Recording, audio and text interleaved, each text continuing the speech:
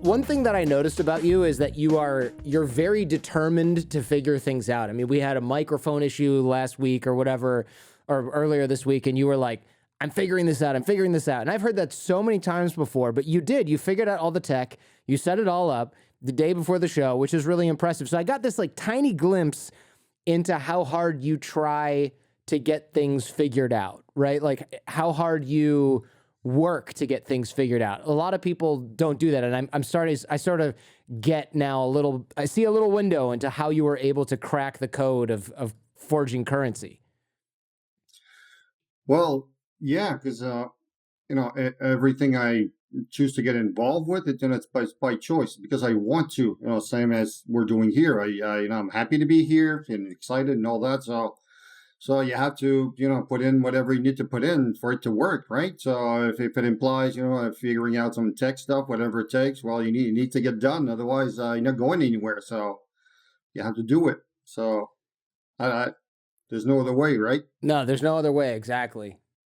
What gave you the idea to even try counterfeiting? Oh, actually, you know what? Let me start even earlier than that.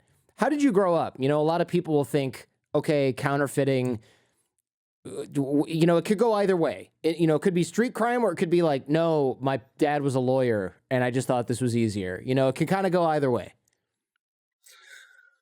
Well, I have a very, it was kind of the perfect childhood like I have. There's no real story there. I had the best parents in the world. I really did, and they were both law-abiding, people.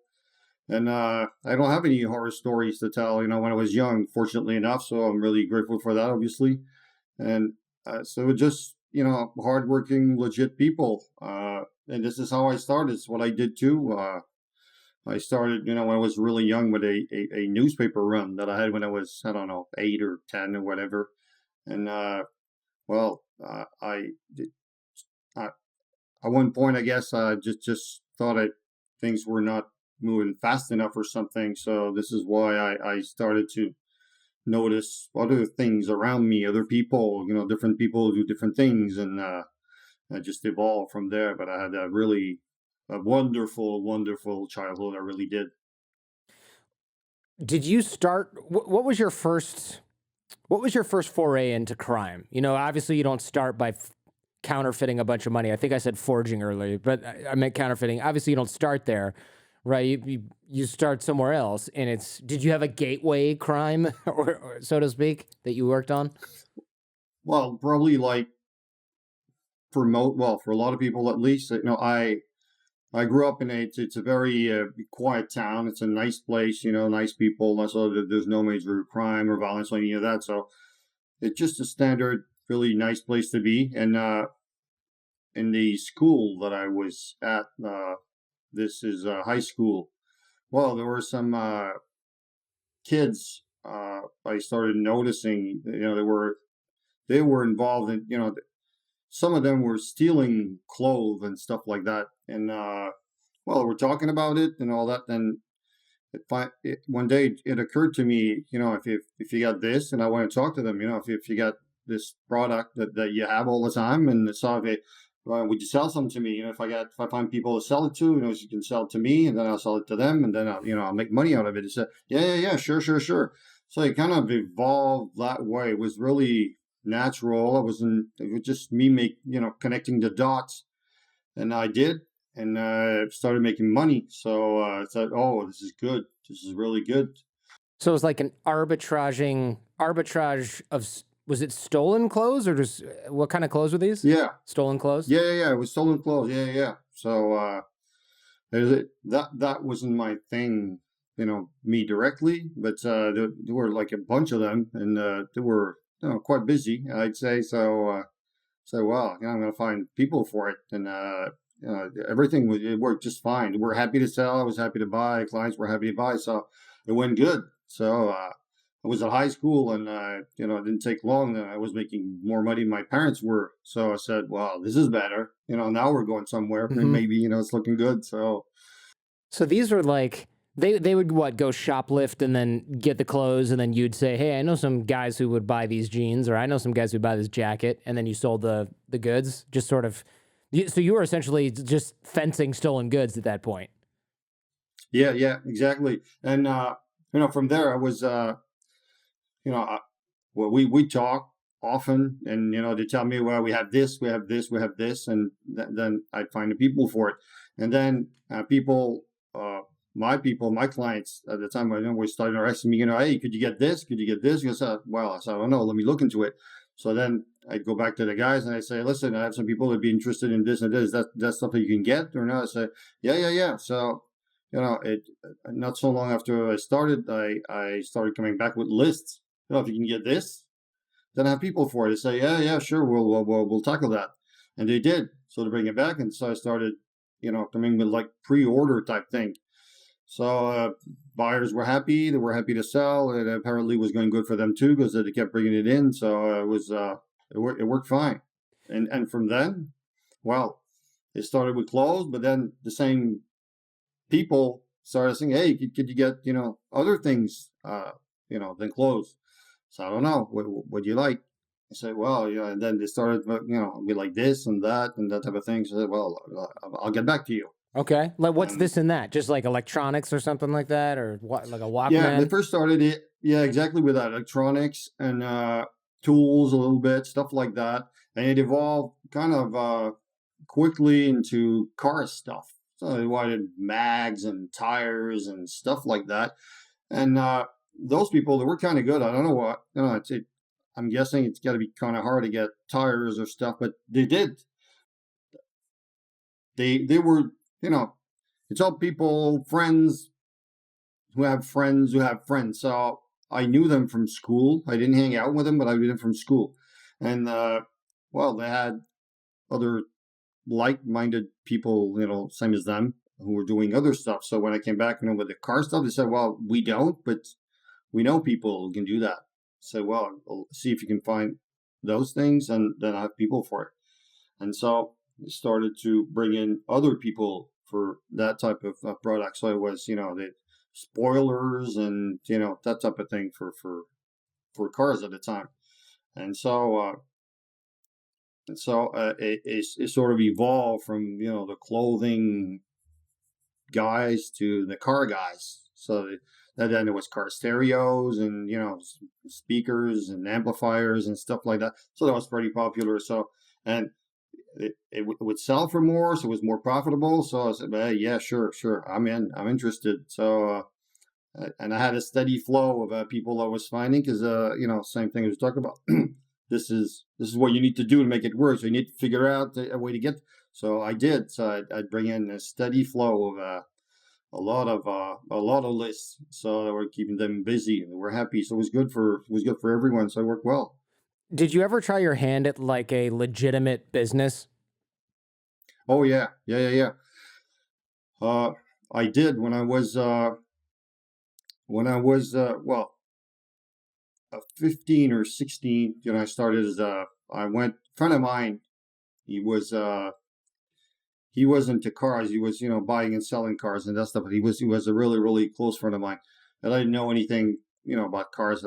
And he taught me a lot of, how to fix cars and that type of thing. And it was interesting because it's stuff that I didn't know. And I don't know, it's been a constant all my life. The next project's gonna be something I know nothing about. Because by the time I figure out whatever I need to do, I get bored because I don't have anything to figure out. So I have like those 5-6 year cycle. I'll do something and then I'll do it. And when it's figured out, then I need something else. I need to be fed challenges or something like that. And so you teach me how to fix cars, and then I moved on to working as a mechanic as a garage. And then I went into the garage. I worked there for a couple of years. Then moved on to a bigger one.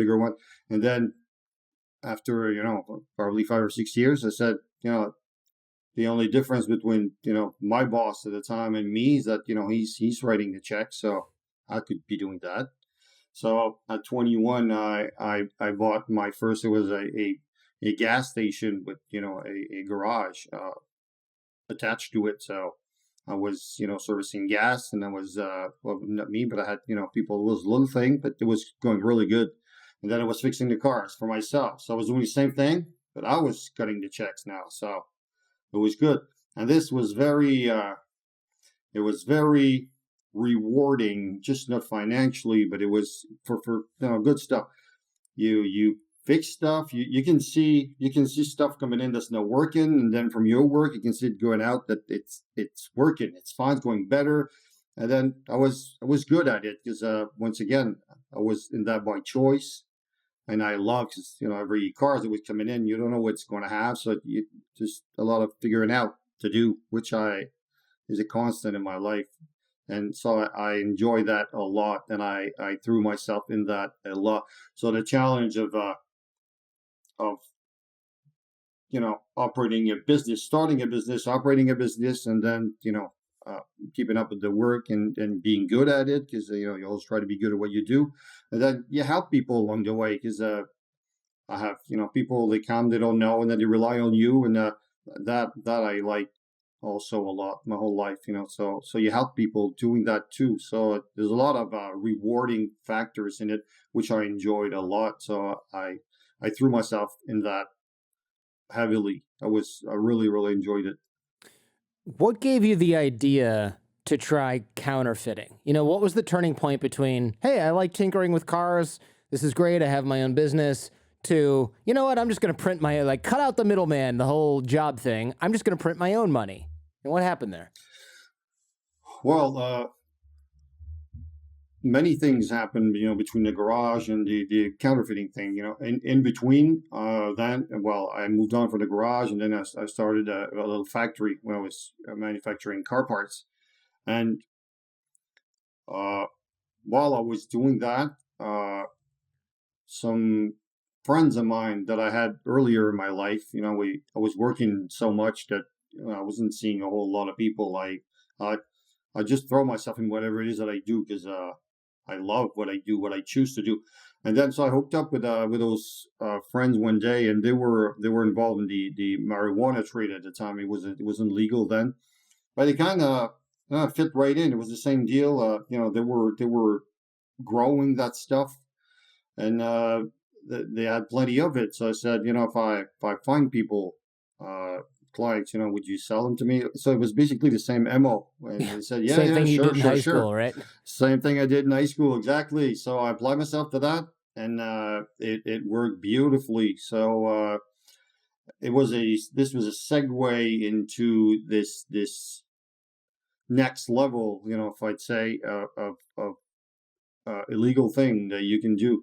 And they were exporting some of that stuff. They were heavily involved. So I got more and more and more involved with them doing that. And this was really, really, really good. Really good. But at one point, prices, I kept at it for a number of years, probably 4 or 5 or 6, same thing, right? But it just so happens that prices started coming down, and marijuana prices started coming down. Yeah. It started coming down. When at the time when I got involved in this, it was 4,000 US per pound, and by the time I dropped everything, it was 1,500 Canadian. So it's like that maybe 1,100 US, and so the law, it was just starting at the time, kind of just starting. So law is a very slow process. It'll come. It is slow, but it is steady. So you can count on it. It's going to come. It's going to do its thing, but just take a little bit of time. But the more we went, well, the more complicated everything got, and the stiffer the penalties went. So it got to a point where, well, I just said 1,200, let's say US, all the work you had to put in, and then all the risk. Now you're not facing, a couple of weeks, you're facing longer time, years. It just got too risky. So there was just no more money to be made. So then this stopped being an income for everyone, really. Me, all of them. And well, we all got to this point, and most people still are to this day, actually. We all got to this point where we said, well, what are we going to do next? And then I said, well, I don't know. We need to find something. We need to figure something out. And so and then there was a whole lot of thinking for everyone really. And to this day, that there's nothing that's profitable really. And so people who have been earning all their lives, a lot of them that I knew, well, they didn't have anything to fall back on, anything to do, and there was nothing worth picking up. It was the same for me. So I was just thinking, and this lasted for a long time. This lasted for a couple of years at least. And it seems to be a dead end. But damn, was I thinking all the time? Because by that time, like I said, I had started my factory where manufacturing car parts, and well, I worked myself to I burnt myself out. I really did. Uh, it was a horrible crash and burn. It really was. I was working 12 hours a day. I enjoyed it a lot, but I I just couldn't work anymore for a bit. Then I got sent to hospital. It was horrible. A horrible time. I crashed big time. Oh Big wow, you time. really got. I mean, if you burned out to the point where you got sent to the hospital, that's pretty bad. Oh yeah, yeah. No, it was beyond bad. And then it tested the hell out of me, and this that. I had zero vitamin this and zero, and I had a lot of stuff was zero. So they kept pumping pouches of this and pouches of that into me, try to get me back on. And I was knocked out. It was we're talking about fast here quickly about it, but it was a horrible, horrible time in my life. Yeah. And that made no sense to me because it happened one day. It just woke up one day, and then I just crashed just one day, and then I was shaking like a fucking leaf, and I couldn't make sense of it. And so they sent me to the hospital, and then no one somehow seemed to know what I had. And this lasted for a long time. I kept chasing doctors. I said, "Yeah, you gotta figure out. You gotta fix me up. Damn, what I have, I didn't know." And this it dragged, and I couldn't work because my head it's like it was full. I couldn't get any more data into it. It was full already, so it was basically not operational. It was horrible. And so I said, well, I gotta get my mind off of things. So my girlfriend at the time, I said, well, we're gonna travel. So I spent like the next 2-3 years traveling. We traveled a ton, so that's probably gonna clear a lot of stuff up. And it did. So yeah, you burned out, and then you were like, you know what, European vacation, right? Like, let me go see some giraffes in Africa or something like that, and come back. Yeah, And, but exactly. what happened when you came back? I mean, I assume you went, man, I can't keep working like this. I'm gonna fricking die. What do I do? Exactly. So being poor was not an option, and going back to that, well, it was an option. I gave it a try, for a long time, and that led me to that horrible thing. Never again. I'm not going to do that ever. So you got to do something. So what am I going to do? So what are the options? So I can what? I can go work for some. No, I'm not going to do that because well, it's not going to work for me. It just doesn't. So I'm going to start a new business. No, it's going to be the same deal. So I got to find something that. So what's it going to be? And then you fall back on the what searching and tinkering and a ton of that, day in day out. It's all I would do, and I didn't find anything. I didn't find, and then we'd meet up the same dudes, my friends. It's like, hey, did you thought of anything? Did you meet anyone? And any good ideas that we could do, and we could partner in anything? And no, we're looking to. I mean, it never picked up for most till now, because the only stuff left was stuff that none of us was interested in, like the heavy stuff, like cocaine and stuff like. It's just not my thing. It's totally not my world. It's I hate everything about that kind of thing. Cause, no, it just machine guns and stuff like that. Just not me. They meet up for like $50,000 transaction with like 6 guys with machine guns. I mean, what the fuck? But this is not my thing. This is not going to be my life. I want no part of it. No, no. no, at all. And so just constant thinking, and then one day, for no particular reason, I was driving and thinking, and I stopped at a red light, and not anything I saw anything. It's just the thinking that started paying up, I guess. It just hit me out of nowhere. Said, I'm chasing something to make money from. Sell something, make something, do something. Oh, we're not finding any of that, but it all, I don't know, was this moment of clarity, I would call it, where say, all we do is to translate that into money. It's all we do. It's what we all do. It's what we wake up in the morning. Right. Okay. So you're thinking like, okay, if I'm doing something like smuggling cocaine that I don't want to do, it's all to get money. So why not just go directly to the money? Exactly. Cocaine wasn't an option, but one example of many it could have been. Yeah, exactly. So why don't I do that? Why? Because it's the end result we're all after, really. For a big part, a big chunk of why we wake up, right? Yeah, so I can kind of follow that logic, right? Like you're thinking, okay, I got to do this thing for money. I was building or making auto parts.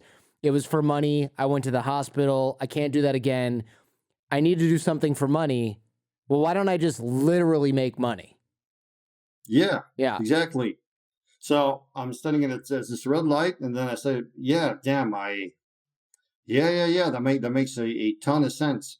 Now at this second, I don't know. Well, I don't know anything about that. I've never been around, printing or, printers or presses or any of that. So I know nothing about it.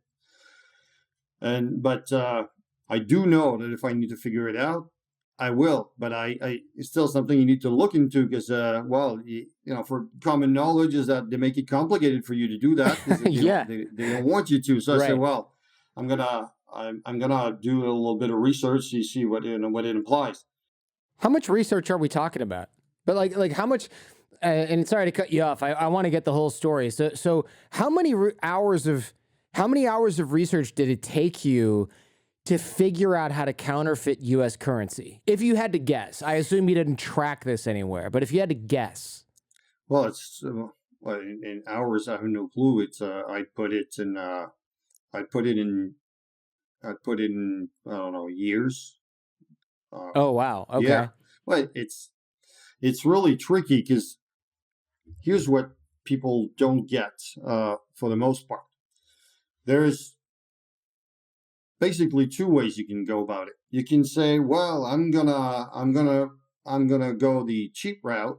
I'm gonna get the printer, which is the wrong type of ink. It works, no part of it works. Yeah, like my inkjet in the corner here. I'm gonna try and print off a couple 20s. Exactly. So if you got inkjet printer, well, you just wet the ink and it smears. So inkjet's not gonna work. Right. And laser toner, well, it cracks. If you fold it, it cracks. So it doesn't work either.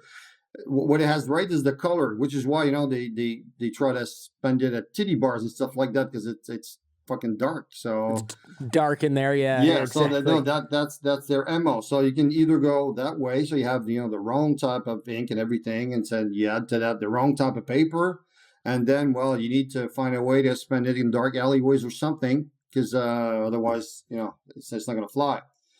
Also, that's not good for me. So right, that's not big money, right? That's like when you counterfeit 10 grand. Exactly. Yeah. And so then you have to hustle with that and trying to find new dark places all the time. Well, it's not going to be this is not rewarding that psychologically, mentally. That it's just for the money part, and it's not even there. So there's nothing in it for me. So I said no. Right. So it's like high risk, low reward, no intellectual challenge. Yes. For you. Yeah. So it wasn't, you have to remember none of us had a steady stream of income at the time. You need to find something. So this was, high on the list. So if we're going to do that, well, and if it's going to be risky, well, it needs to be, worthwhile. So, and this wasn't worthwhile for me for sure. So I said, well, it's not going to be that. then what do I want? Well, it's going to need to be perfect, because perfect, you can go big. Anywhere. Big, yeah. Yeah, you can go big. Yeah. So okay. all right. So how did you start the process? Like, where do you even look for this sort of information to figure out, okay, like, you don't Google how to counterfeit money. Well, maybe you did. I don't know, but it seems like you wouldn't. You do, because I didn't know. Fair. I didn't know any more about it than you do. So I go to the computer, you type, U.S. banknotes, security features, counterfeiting, paper, that type of thing. And the funny thing about it, and it's totally true. If you do that, if you go online, if you type any of that, well, you're gonna hit the Secret Service website really, really soon. It just does, and you're gonna come across minting and printing really soon. So you go into that. It was just public computers that I was working. It was just internet cafes and stuff like that. So I didn't mind venturing to that type of thing, because I couldn't get located from that. But from there, well, they explain what banknotes are about. Well, you don't give everything. They give more than you know. Well, there's this, and there's just 20 there, and then the ink, the serial numbers are special for this, and the paper is special for that, and that type of thing. So you come off of that knowing more than when you came in. So it's progress, right? So and you go from there, and then you start. Well, all right. So they say special ink. So what was it at? I say, well, it changes color. So you type, color ink that changes color. And they say, well, it's called color shifting. So, okay, so it's color shifting ink. So you figure out the different components like that. The paper, and they say, well, paper, what type of paper? Well, it's just a special blend. And then you look, you keep at it for a bit, and then you go nowhere. You say, well, this one's going to be trickier, obviously.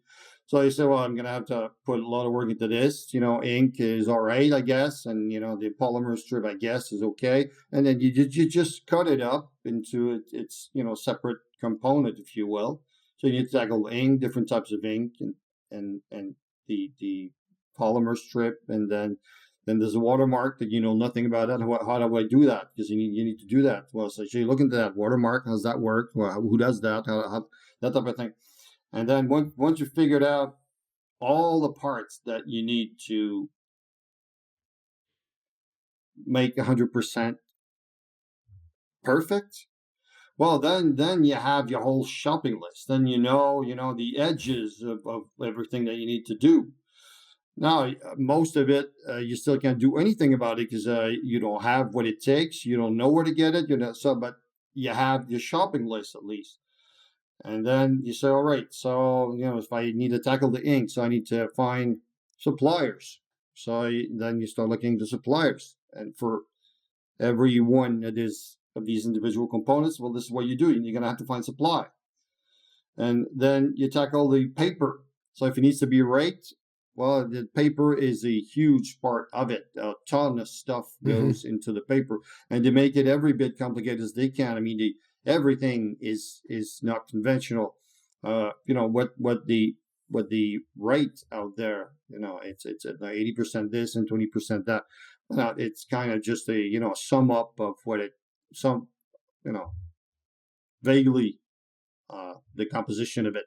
But you need to dig into it, because the real banknotes, well, you can stick them in machines. Well, there's a reason why they do go into the machine and others don't. It's not random stuff. So what does that? What causes that? You need to do that.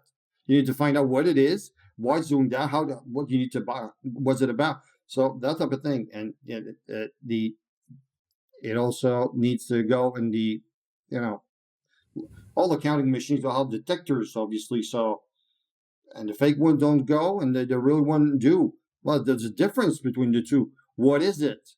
Why does one type go? Well, you got to find out what it is, and then, well, this will steer you to the very chemical composition of the real banknote paper, and so you got to find out the chemical properties, because once again, it's not random. This one will go. This is the one it's not going to go. So you got to research until you find the exact recipe with the so you have the hard data on the chemical properties of it and the thickness, because the banknote paper is made on purpose, obviously, between two standard thicknesses. So you can either go, if you buy anything, anywhere, well, this is a little too thin and this is a little too thick. So if you want to go pure and perfect and hit it big, well, you can't do that. You gotta say, well, you gotta find somewhere, some way, somehow to do it to have the right thickness. And I need the recipe. So obviously I'm gonna have to do my own recipe, because I'm not gonna find it. I'm not gonna call Crane Paper Company and say, can you spare a spool or something? It's not gonna happen, right? So right. So you need to find a supplier for that. And you can't just call paper companies and go, hey, I need 80% paper, 20% linen paper, because what do you use that for if not for currency, right? So like, weren't they kind of like, hey man, what did you say this was for again? Yeah. Like, were people suspicious? Yeah, sure. There was some of that, but yeah, if you're gonna tackle that type of operation, well, you need to have a street smart for it, a minimum at least. I don't think I had the minimum then, but you had to be aware of the basic security stuff, how it works and what you can do, what you can't do, and why, and that type of thing. So it's something that you grow into that, and which is what I did, right? And since I was younger, and then you see what being careful is and what isn't, and then along the lines you see people getting arrested, maybe get thrown in jail, and you say, well, you got caught because of this. So you this is what makes your baggage that I figure, yeah. I that makes sense, right? I figure you don't call and go, okay, I need 21% linen, 79% regular, and also it's got to be this non-standard thickness. You probably say, I need like something along the lines of 70%, 30%, and they go, oh, okay, so it doesn't match exactly, and you sound like you're not looking for too specific of a thing. And then maybe you order it instead of, this is Frank Bourassa, and I live in Three Rivers, I can't say it in French, Trois-Rivières, Canada. You put in like a shell company, and it's a stationery store, and you say, look, we're making our own cards or our own whatever, and it's got to be this kind of thickness, and I want it to be really durable, and people are going to be using it for this, or we're making stock certificates, what do I know? But you have to get it like close enough that it would look and feel like real money, but not so close that the supplier of the paper goes, there's 100% chance this guy's counterfeiting money and we're just falling for it. Like it has to go over their head of the supplier, and then it also has to go over the head of the person who's holding the note, right? Yes, exactly. And you describe it is pretty good, actually. So you do, the cover story is going to be your gateway in. If it works, well, you're going to be able to talk to him, and you're going to have a conversation, be able to ask some questions, and you have to make it work. And so you have to sound like a paper guy. You can't be like, hi, I need a certain kind of paper. I work for a paper company and I don't know shit about paper or printing or ink. Exactly. Because they'll be like, you need this specific thing and you don't even know what, like, I don't know, tensile strength is or whatever. Like, get out of here, man. Exactly. So you got to factor that in. You're going to say, you can't be 100% precise about it. Like you said, you're saying, well, I need 71% this, I'd like 1.8%. You can't do that. So you can't be this knowledgeable about what you want. You need to be vague a little bit, but you need to know your shit, and your cover story has to match that. So what I did the first ones, because you need to call it ended up, I didn't know it was going to end up being a paper mill. I thought there was a chance that it could be someone somewhere at, you don't know where, would you know where to get that? You don't know. I mean, didn't know no, either. Of course not. I don't even know where to get anything like this. Yeah, but it was the same for me. So you have to call them with the right cover story. And I said, well, I'm going to be a paper supplier. a small-time paper supplier, but specialty paper supplier. And then I have this company, this client. He's asking me for something that I don't have, I don't sell.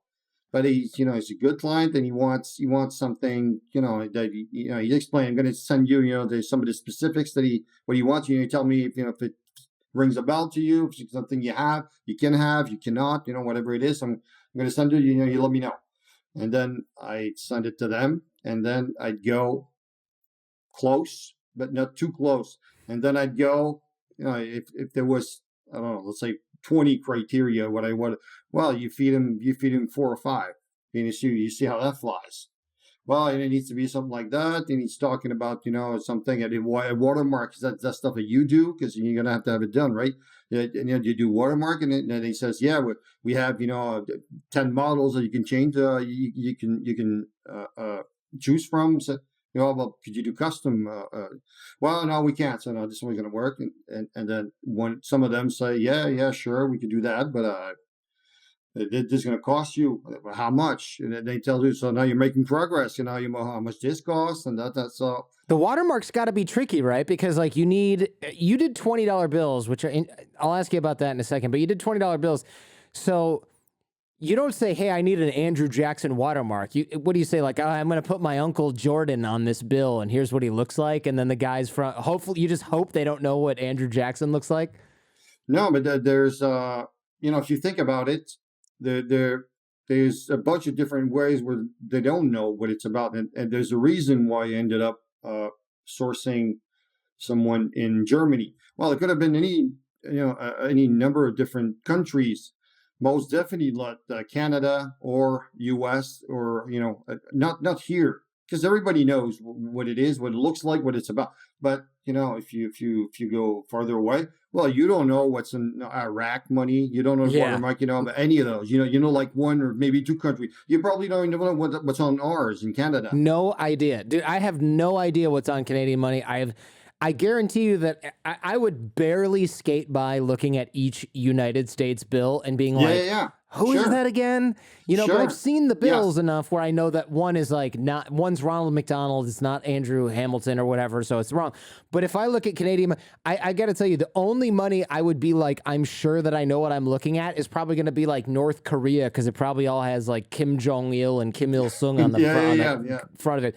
And the United States, everything else, because we have that green money, that's probably real easy. But anything else, when I first saw euros, the new ones, I was like, these are real? They're plastic. They curl up weird. They got holograms all over them. I'm curious, though, why did you choose to make $20 bills instead of $50 or $100 bills, right? Because theoretically, a $100 bill is worth 5 times as much. Is it like 20s are just so low that nobody draws on them? No one's holding the 20 up to the light. Is that the logic here? That's really it. Because the hardest part of it all, it's like doing anything else, any trade, anything, any job. Doing it good is somewhat easy. Doing it good 100% of the time and never failing.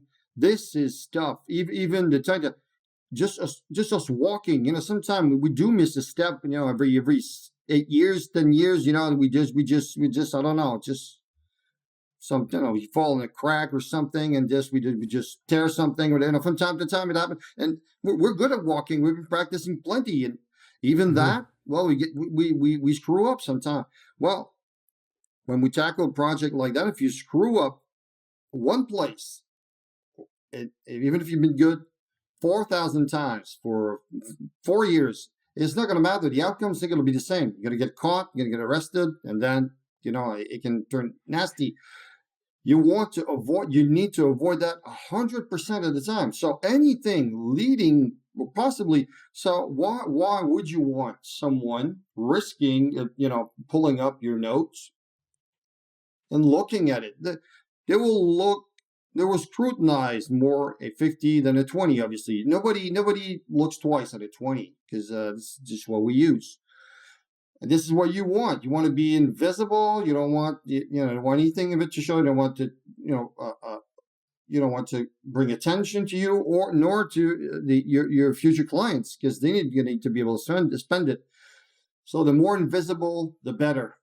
That makes sense, right? Look, I don't know anything about counterfeiting other than what you've told me here, but counterfeiting to me seems like it would be really easy to make bad counterfeit bills, but it would be extremely difficult to make good counterfeit bills, right? Like you either have really crappy ones where people go, all right, I mean, I guess it looks like a bill, but it's like the ink is too dark, the paper's too thin, it's like it shreds too easily, I can tear it really easily, it's a little bit blurry, but then the good ones are like 100 times harder to make, right? They're not twice as hard to make. They're not 5 times harder they're 100 times harder to make. So everybody, like 99% of fakes are somewhere in the bottom, bit. There's the first part of the spectrum where you just go, okay, in the dark at a strip club, it's a real $5 bill or a real $100 bill. But as soon as somebody busts out the marker or looks at it in the light, you just go, this is garbage. Like what the hell is this?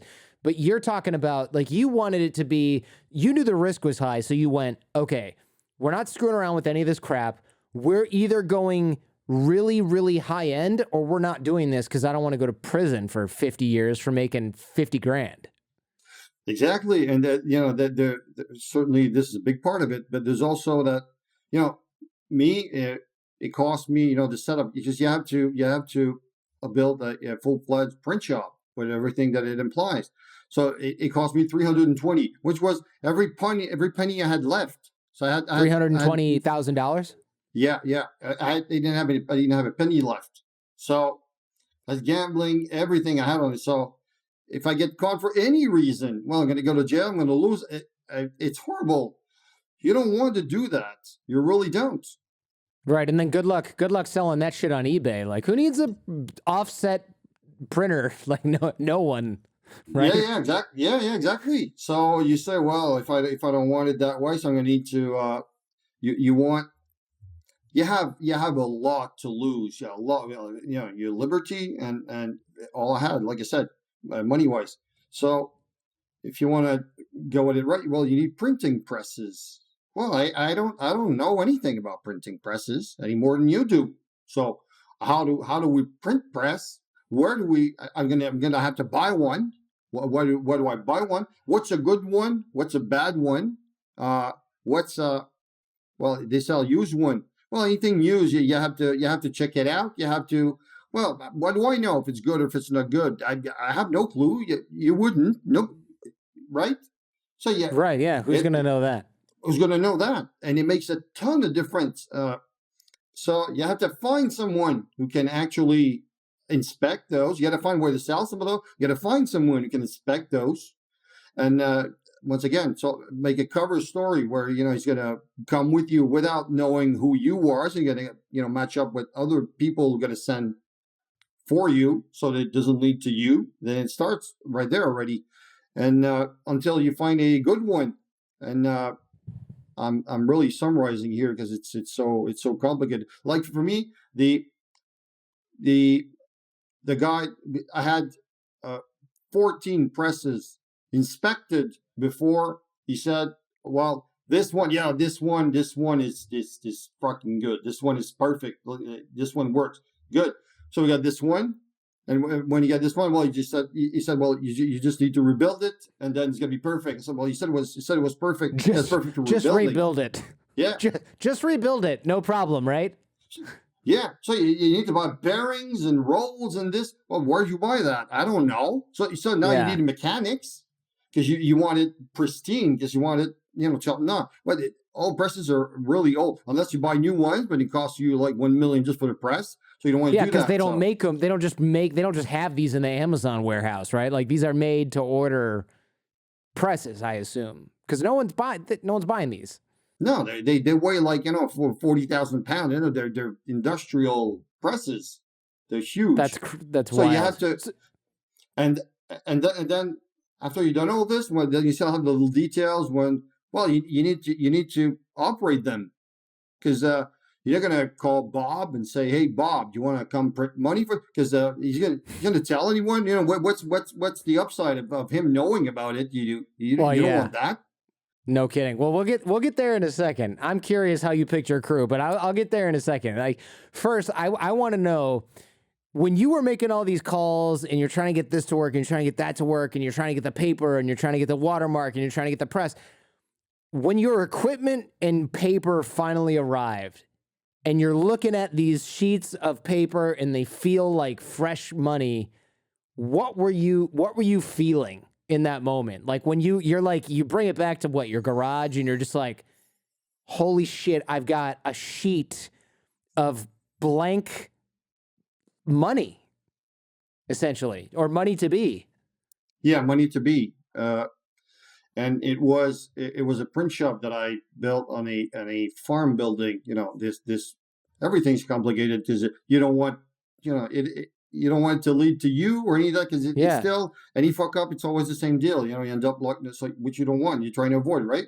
So the print shop built in a farm building, and so you have to build all of that. You have to send equipment over there, and so this is where I had the, you know, we're skipping over it a lot, but when the paper got to here, this is when it was sent at that place. And when it was sent, well, the paper comes in, it's got a bunch of the security features. A lot of them are embedded in the paper already.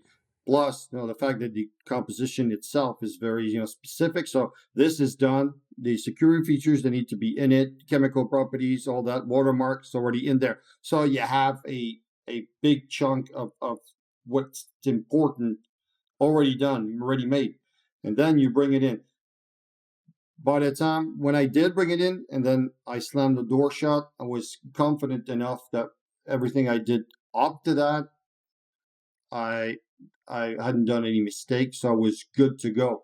So you have, you know, I had like 12 pallets of paper. So then, you know, it just, then it becomes 12 just me. pallets of paper. Yeah, How many, do you know, any idea how many sheets of paper that was by any chance?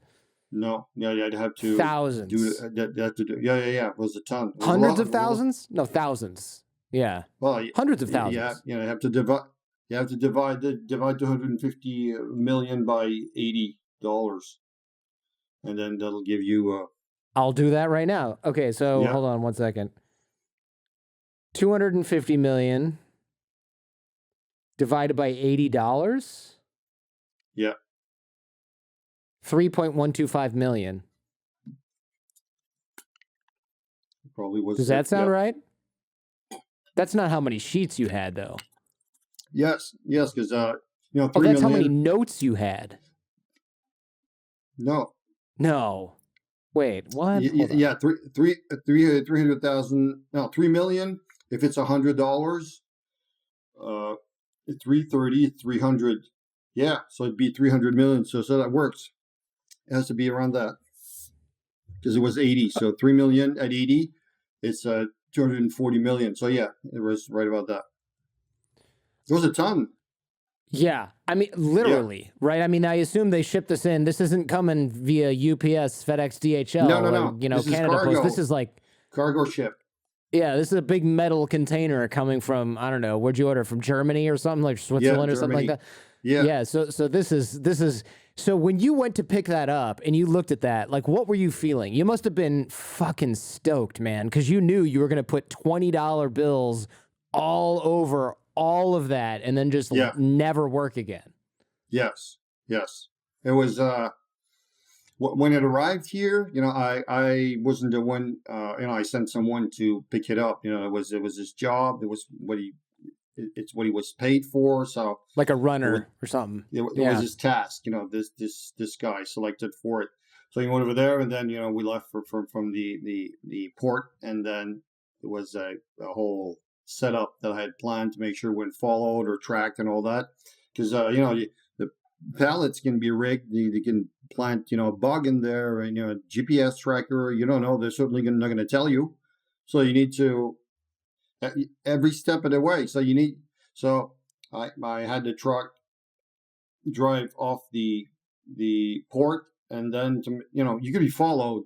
So you gotta try to block that. So I had another one of my guy following with a separate car, and I had picked out this specific route and going into there was an entrance to the highway where it narrowed down to one lane, and I had picked that place specifically for it. And the next guy, for my guy, was following with a car, and his job was to stall the car there for 15 minutes, 20 minutes. Like just turn off his car in the middle of the Turn one off, lane yeah, turn off bottleneck. like it stalled, like it broke on you or anything. So it's just a Okay. one lane thing. So then the truck can leave, and anyone who might have been following, you don't know. Well, they can't because it's fucking blocked. So that get rid of any possible someone following. So you have left, helicopters and electronic surveillance, which you need to tackle. So helicopters, you kind of look up, and if you try, you like to think you pay attention enough. You look, you say, "Well, I'm not seeing anything." Or you, "No, I'm not." So you keep really looking for that, and then there's still the electronic surveillance. So if there's a bug, you need to address that. So I had it sent to a parking lot, and then it just stood there for 3 days. I did that 2 times.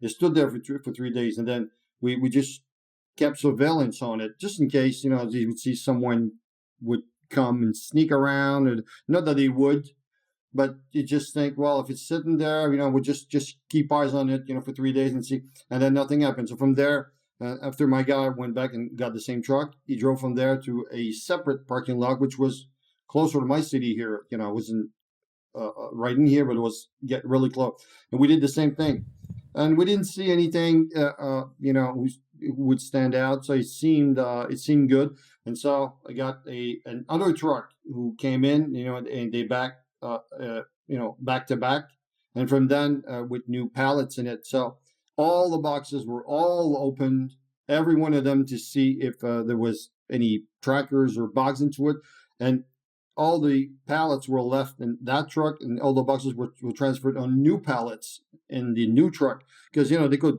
hollow out one of the legs one of the and put something you don't know. So it takes only that. So we transferred everything, put it in a totally separate truck, and then from there he drove directly to my print shop. Then I closed the door.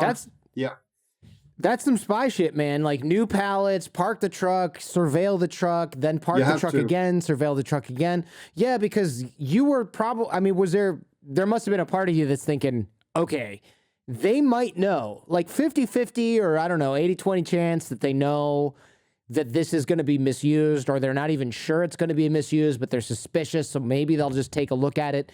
And then once they see you sort of doing counter surveillance, they're going to know. But you can't just not do counter surveillance. You have to. So you have to do it so well that if they are surveilling you, then you can bug out. What would you have done? What was the plan if you found like a little electronic device in a pallet, or they were following you? Like, were you just going to ditch the truck? Like, did you have a backup plan to say, like, no, I'm making greeting cards for old ladies' birthdays? Did you have something that you were going to fall back on? No, because if you get suspected, in any way, let's say you're done, you can tell them whatever you want. They're not dummies. I mean, the authorities who investigate you for that, this is as high as it goes. This is top of the line. So they have the budget. So you can tell them all they want, but they're not morons. Right. Say, but then at that sure, point, sure. You haven't really committed any crime, right? Like you haven't made any fake money. You can just say, I ordered some stuff. I'll take probation. Yeah. Yeah. No. At that point, I'm sure you don't have to. Nothing would happen to you because it's not money yet. You're still fucked. There's still nothing you can do with it, and you're gonna have to go back to it at one point. So by the time you figure out there's a bug to it, well, there's surveillance on it, so they're somewhere. They're looking at you. They know who you are. You're done. That's the end of you. So you can't do that. Wherever you're gonna go, they're gonna follow you, and then that's it. You're done. So you just cut your losses. That makes sense. So you didn't run the operation alone, obviously, but how did you know who you could trust? There's different jobs from what it sounds like in the business. There's like, you're the designer, maybe the printer, there's runners, you got to have a larger crew to move the bills around. How did you know who to trust? How did you pick your crew? Well, it was all people that I knew from, other stuff that I dealt with when I was, younger. So people I knew who were doing illegal businesses. And, the friends that I mentioned earlier, and those, I know them a long time. And, whenever you do any type of that stuff, well, you're going to get, you get arrested from time to time for, whatever reason. And, well, you see what happens when any of them do get arrested. You see how they handle that. Do they rat you out? Do they rat anyone out? How did they go about it? You need to have solid people, and you either are or you aren't. The rats, we're going to rat at $5, and you either rat or you don't. And so my people, my crew, well, the people that I knew for a long time, and they had all been, in the system one way or another. They're solid. We all know one another. So they were my crew, and they were good for because it's hard to explain shortly, but you need to isolate yourself as much as possible. This is what you try to do. You know that the likelihood of getting caught is high, because this is not a grocery store. So by design, there are people specifically looking for you all the time. This is all they do. They try to stop people like you. This is the game. So you have to know that going in. So the chance of it coming to a crash is high. And so you try to prevent that. Obviously, at some point it still can happen, but still, this is what the goal you're trying to achieve. So you have to insulate yourself from any operation that's happening. So if you want to, rent cars, because you can't drive anywhere with your own cars, because the cameras everywhere, and on the highways, and overpasses, and the cameras everywhere. So you have to rent cars. Well, in those businesses, there are cameras too. So you have to send someone. Well, if you send someone, and this someone knows it's you sent him, well, if anything happens, going to rat you out, because most people, this is what they do. So the guy doing the actual renting for a car, for example, which happens hundreds of times.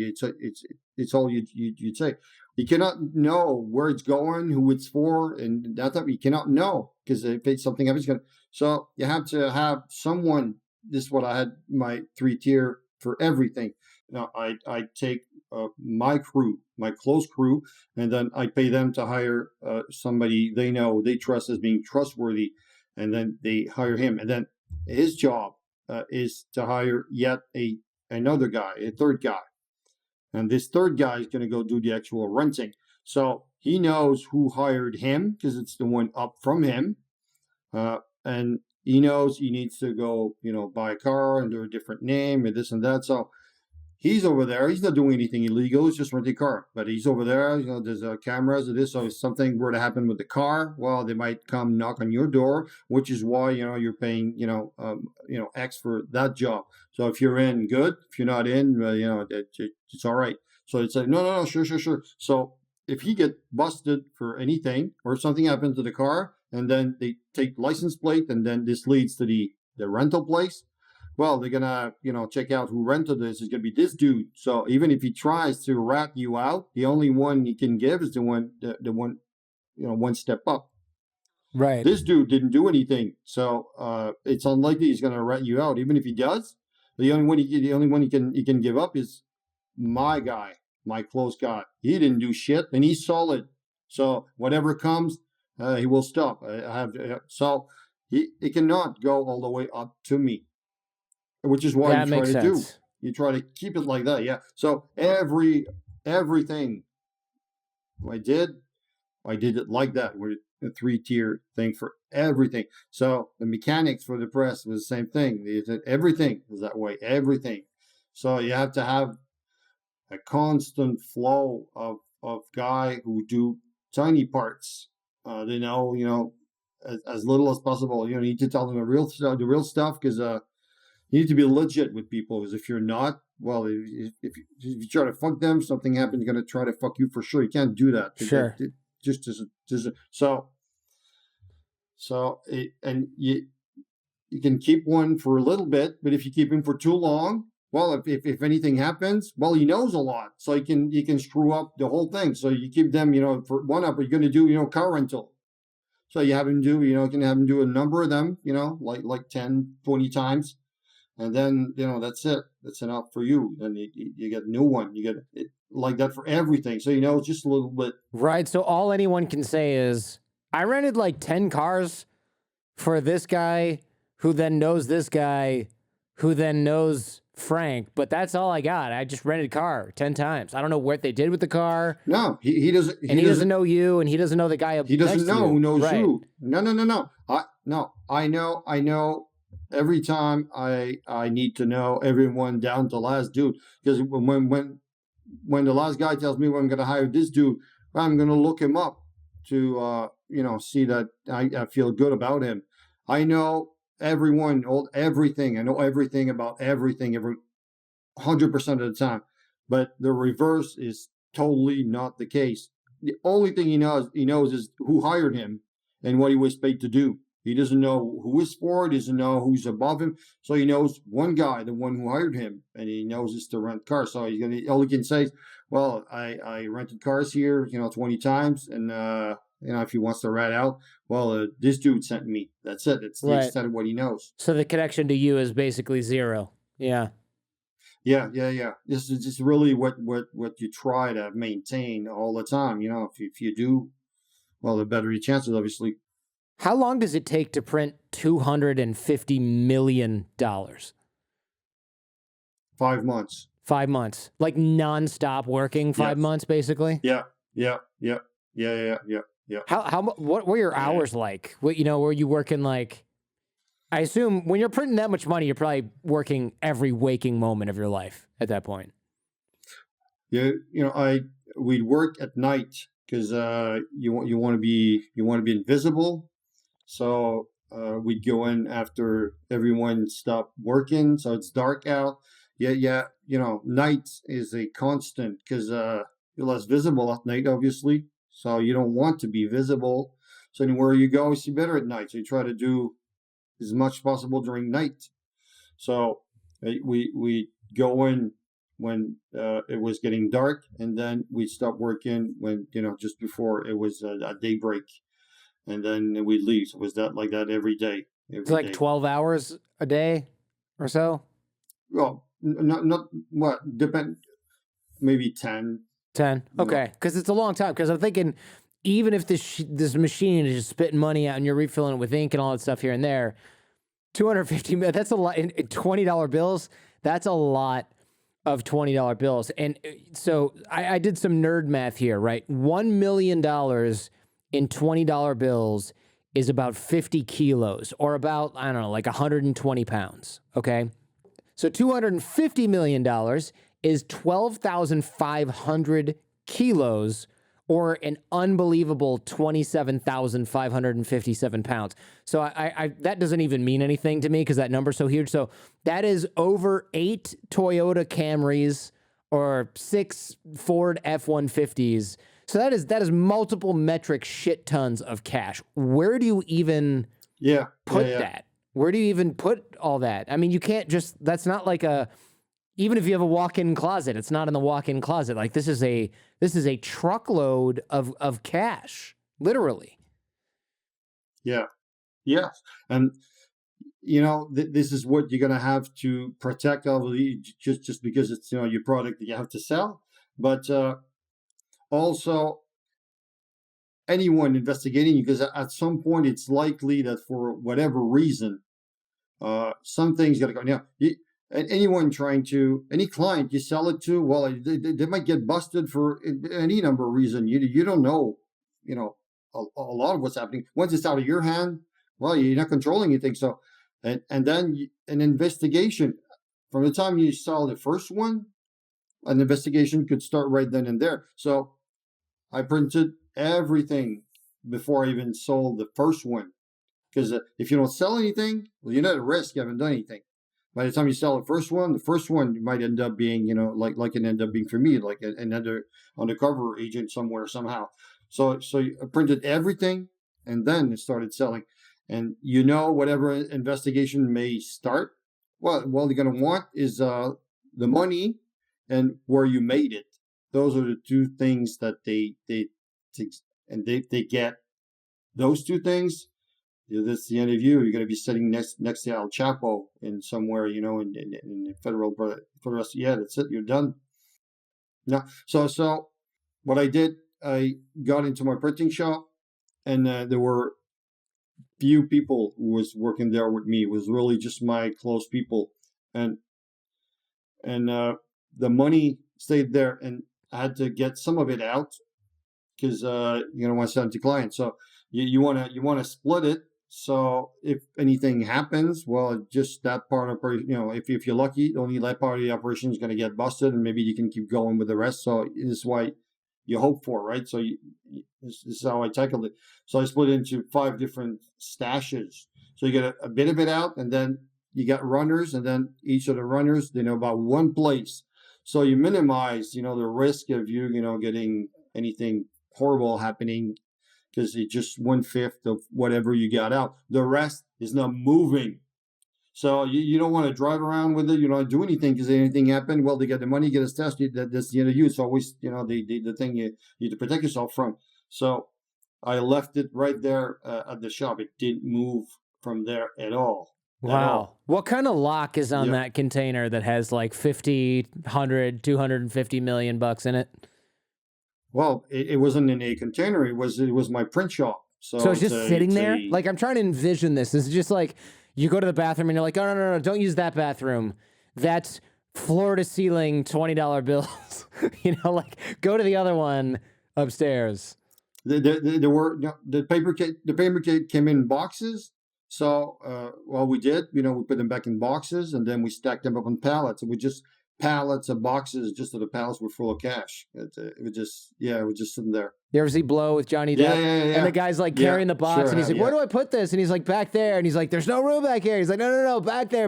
And he's like, he's like stepping over everything, and he's putting down this like giant banker's box full of money. And it's all stacked up, and you just think, like, how much freaking money is that? It was like $60 million, and you had like 5 times or 4 times that much money. And it's a shitload of money. And it's true that there are weird situations that do happen for that, because you print everything, and the presses, it will spew out money. It's a sheet a second. Oh wow, so that's so fast. It spews it out, and it's all it does. It's industrial equipment. It's what's made to do. It will replicate it perfectly every time, with pixel on pixel. It does a great job. This is what you want, right? But it just tacks it up on trolleys, and then you have to empty them and put fresh new ones, because it just keep printing. And then a lot of finishing needs to be done. It needs to add the other stuff and serial numbers, and then it needs to be cut, and then it needs to be counted. So you need to have rows of counting machine. But even counting machine, if you ever use any of them, but it screws up. You put that in, you just put a little stack of 2,000. You put it in there. Well, it jams all. Quite a bit of time. This is such a funny high quality problem, right? Like you're like, my machines that I'm putting thousands of dollars in, they're jamming, and it's like, it says it's $1,900, but it's $2,000. What a hassle. And you got these like stacks, that are as tall as you, and you're like, I got to print serial numbers on these things, and I got to put the foil on or whatever. And you're just like, oh man, these weigh so much. As you're pushing like, $300,000, you're like, oh, my back kind of hurts. I'm just envisioning this ridiculous scenario in which you're like, I'm tired, but you've just made $1 million, more. But that, work-wise, it's exactly what it looks like. This is not clubs and glory and this and that. It's just, it's factory work. You're just grinding, and it's all you're doing. And then you got hydraulic jiggers, to move that around, because it weighs a ton. And then you say, well, I got to cut this. So you have 3 pallets worth to cut, really precisely. Because so it's just, cutting. It's cutting, pallets after pallets, and then you got to count the fucking thing. So you got to split it into stack, and you got to just watch it count it, and then you got to strap them, because they need to be bundled up. Because so it's a lot of so you do. So there's a lot of the actual, kind of, what they depicted in the movie, where you say, well, how much is there in there? How much does that weigh? you know what, well, didn't weigh it, but there's, you know, times where you load up boxes and then you know, sure, oftentimes you lose count. You say, because, you know, you want to make boxes 1 million. So you lose count. Say, well, damn, where are we at? You know, 820, was that 820? Was it, you know, 840? Was that, fuck, we need to, so you need to fucking, you know, turn it upside down and start again. So there's a lot of other, just for, you know, just for by the nature of the thing. So yeah, there's a lot of it. Manual labor, man. It's funny because like people think like, oh, if I had this job, it would never feel like work. And here's this guy printing like $1.3 million a night, and you're just like, oh man, I need a vacation. You know, like I gotta take a break. This is grueling. Yeah. Yes, it is. It is. And you watch, you know, everything is automated. So if anything clogs up, or, you know, for whatever reason, one color fucks up on, you know, on the, just, you know, all the 4 colors are lined up, you know, and so it goes in white, it comes out, you know, everything printed on. Any of the color fucks up, well, it's going to keep on going. It's still 1 second, flu. So every fuck up, well, it's going to end up being, you know, bad. So you constantly watching everything because you don't want that to happen. And then, you know, there are a bunch of different things. You know, they're, you know, electronic. They're like digital color readers, and they'll tell you because you have actual data on the color it needs to be.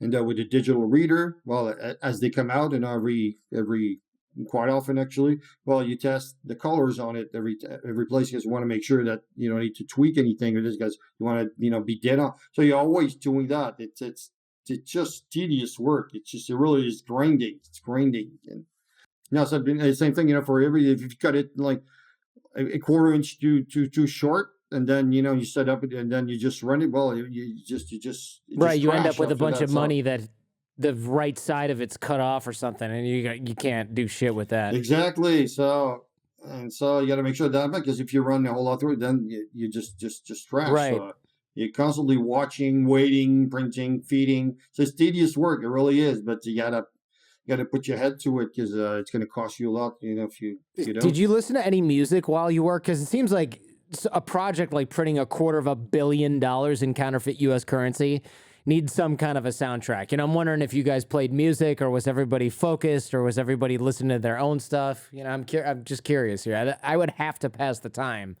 listening to something. No, I do listen to music a ton. So all the me time, I enjoy a lot of me time in life. I like being by myself. I live inside my own head, and there's always music for me. So when I think in, you know, the right music, you know, whatever it is for anyone, you know, it will get you to that place where you know, right music will get you to the right place you want. And this is a big part of me. But when you're doing your printing, you can't do that because those machines are loud, and you have a bunch of that working. Because after the printing press, you have other presses that you need to for the, you know, you need embossing, you need cutting, you need foiling. So those are all different presses. You had a bunch of presses running at the same time, so it's loud in there. And so you plus your focus, so you're really work modes, and just pay attention, check, measure, double check, verify. It's all you do, and then load, unload, refill, ink, that type. It's really factory work.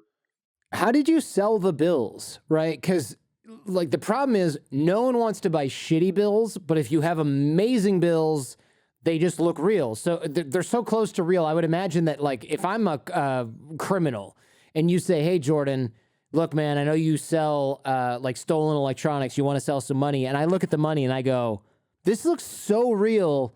I don't trust you now because there's no way you can make this. This is so close to real that I think it maybe is real. You're setting me up, right? There's no, but if they were crappy, then I would know that they were fake, but then I would say, these are bullshit. They're fake. They're really obviously fake. I don't want them, right? So you were kind of caught in this rock and hard place. You had such good counterfeit money. People must have been scared to deal with you, I would imagine. No, it is not how it works. Because any, you know, good people will gather around good people, will work with good people, and assholes will hang around with assholes. Just how it is, right? Uh, criminal operation are the same thing. Good criminals and there are bad criminals. There's such a thing as good criminal, but some will be legit and You mean will like be skilled, right? Skilled criminals. not just skilled, but they are respectful. What they say they will do. Their word count. They will not fuck you. They will protect. They will work, anything to get to the success of the operation. And they will not fuck you over because you are one of them and they are one of you. They're not looking for new friends. Nobody is. You don't want that because you don't know them. You're not interested. So you want to keep with your people and your people because you chose them to be your people. Well, it's because they're good people to you. They're legit. Whoever you deal with, well, it's going to be the same thing. So, good operation, you have a chain of solid people involved in it. And, shitty operation, well, you get morons and it leads to a shittier result. So, one of the reason before I set up my crew, and I had to have this discussion with him. Obviously, saying, "Hey, listen, I found something. We've been talking, looking for something for a long time. So, I got something I'm looking, to do. So, would you be interested? I want to do that." And some of them were part of the marijuana trade, and they were exporting, budget. So those are heavy workers. They deal with heavy stuff and heavy people, and so the clients were people that they knew and dealt with for a long time. So it's people that they know. So it's not like you're not in this world where you say, well, should I trust this dude? Should I not? And it's not. It's all people who know that other people. Mm-hmm. It's all reference. It's all based on references. So you're not among strangers. You're among people of your kind that are vouched for by Right. You vet everyone. anyone who brings them to you. Yeah, you vet everyone, and everyone's vetted by multiple parties. What does the price look like, right? Am I paying you like half the value of each bill? Or, like if you give me a $20 bill, like how much am I buying a $20 bill for? Well, it was 30%. This is the price that it's what the market price is really. So it's 30%. 30%. How did you find that out? How were you? Is it like, well, other counterfeiters on the market are charging 30%. How did you even know what to charge? Well, same like I explained. If you're around criminals, good, solid, reliable ones. Well, they know some people, and those people know other people. So you have you get where you have access to a ton of stuff, even though you don't know them personally. So if I want machine guns, I could get machine guns because I don't do that, but I know someone who knows someone who's gonna have So whatever you need to know or do, you can get to it because because of the network, the extended network. It's not yours, but well, this guy, asked, he's looking for that thing and say, oh, yeah, he's good. I've been working with him a long time. Yeah, sure. For him, tell him, I'll look into it. And so they will. So for your people, you will. And so if you want to know, everything has a price. If you want to know, methamphetamine has a price, and prostitution has a price, and gambling, and loan sharking. So it's got a price somehow. And it's the same thing for counterfeits. It's got a market price, the same thing. And so everybody in the business, everybody in the criminal, well, they know, we know what it is, more or less. In an article that I read, it said that a lot of the cocaine smugglers that you knew, they didn't want anything to do with the counterfeit currency. So you were finding it harder to sell counterfeit US 20s than you would have, cocaine. What's going on there? Why is that? That really surprised. That was early in the operation because one of the first things that I started with was with client because I didn't want empty every penny I had and bring all this money, risk all this stuff, and then have no one to sell it to. What am I going to do? So you pre-sold all your fake 20s, right? Like make sure you have buyers first, basically. Exactly. Yeah, exactly. Idea. So you can have the conversation and all that, and then they say, all right, but when you get to that talking, you get to talking about that. This is when they tell you, oh boy, this is hard stuff. Hard stuff. Like, dude, you sell bricks of cocaine. What do you mean this is the hard stuff?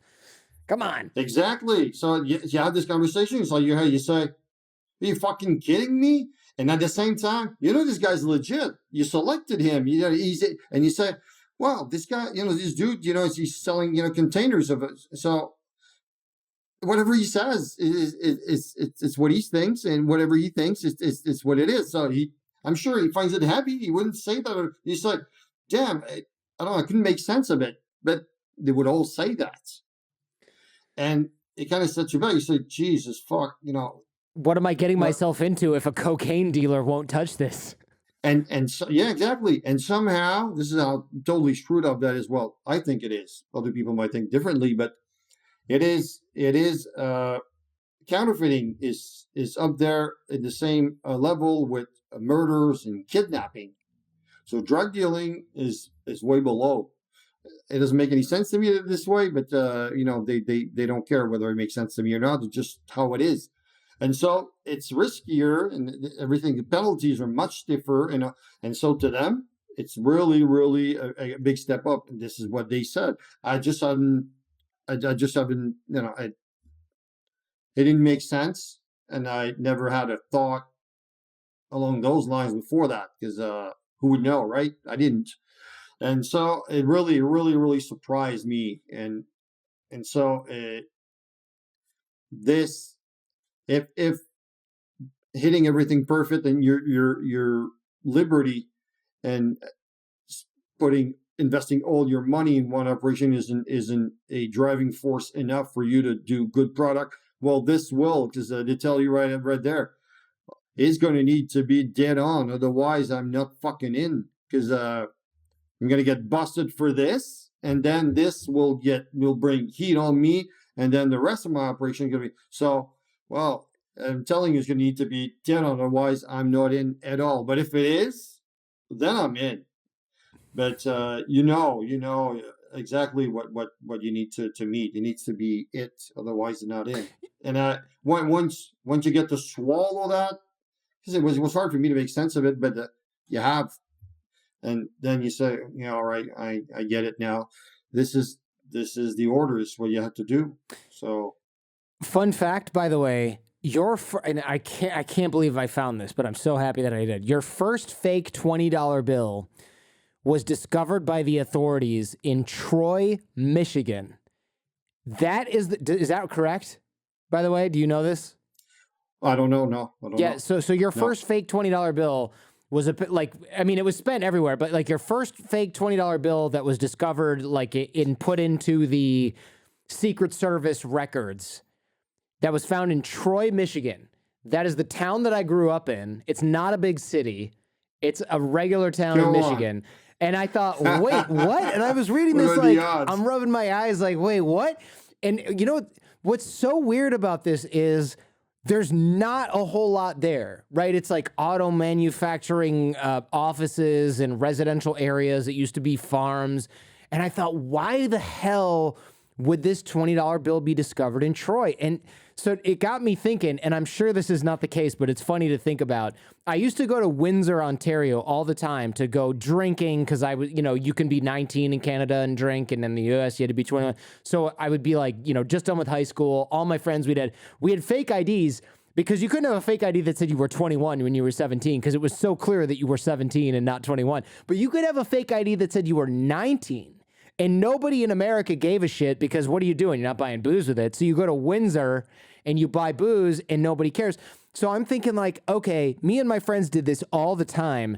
Did we bring back a fake $20 bill and spend it? And then somebody somewhere was like, wait a minute, this is fake. You know, like there's a part of me that's like, maybe we brought that shit back into the United States. It's just funny that it's Troy, Michigan. It makes no sense at all. There's nothing freaking there. I mean, the odds really, yeah. It's, well, it's possible, but it's really unlikely because what people don't know is, you know, they made it sound, you know, in the news, because this is what they need to do, right? So they made it sound like, you know, they found some in Las Vegas and this and that. I'm not saying it's not true that they found it there. Yeah, I'm sure it is, because a lot of strip clubs in Vegas. Yeah, that type of thing. Because when I after it was all printed and this, so I wanted to make sure, because it's just good business, right? I wanted to make sure that the clients, because my clients are buying it, but they're not spending it. They're going to sell it to somebody else. I wanted to make sure that they could test. I want to say, this is the shit that I have. I want you to test every bit. Whatever you need to do, I want you to do that at zero fucking cost to you. And then if it's as good as I say it is, if it's as good as you see it is, then you come back, then you're going to make a lot of money together. So I ended out, you know, what I called sample, and I gave, you know, a couple of wads of, you know, to each guy. And, you're giving it away and be like, yo, test it and see if you get caught? Yeah. Like, how much is in a wad? How much is in a sample that you're giving away? No, but I mean, it's just in like a $2,000, you know, little stack. Yeah. You have to give them, you know, some of them, because it's a big network for them. So he needs to, the clients, he sells it to some of his people send it to some of their people, and then some of them. So if you want to test all the way through, so, you know, if you give him like, I don't know, 50,000, but, you know, he's going to be able to have enough for everyone to make sure that he can do and go again after that and retest everything. So you need to give a little, you know, I probably gave, you know, $1 million to, you know, something like that. That's so funny. You're like, hey, have a crazy night on the town. And no, it's not what they were doing. Yeah. No, it's not what they were doing. No. They were really silent, because it's business. To me, it was business. Sure, yeah. Nothing of it was fun. And to them, it's the same thing, because they're risking high. They're dealing coke too. So they were selling it to some trusted people. They know, say, hey, this is the product, you know, we can get. So, you know, look into it. I got some samples for you. And so some of it ended up somehow in the U.S. And this is, you know, the stuff that they talked about. But what I did, this was a lot more work for me, and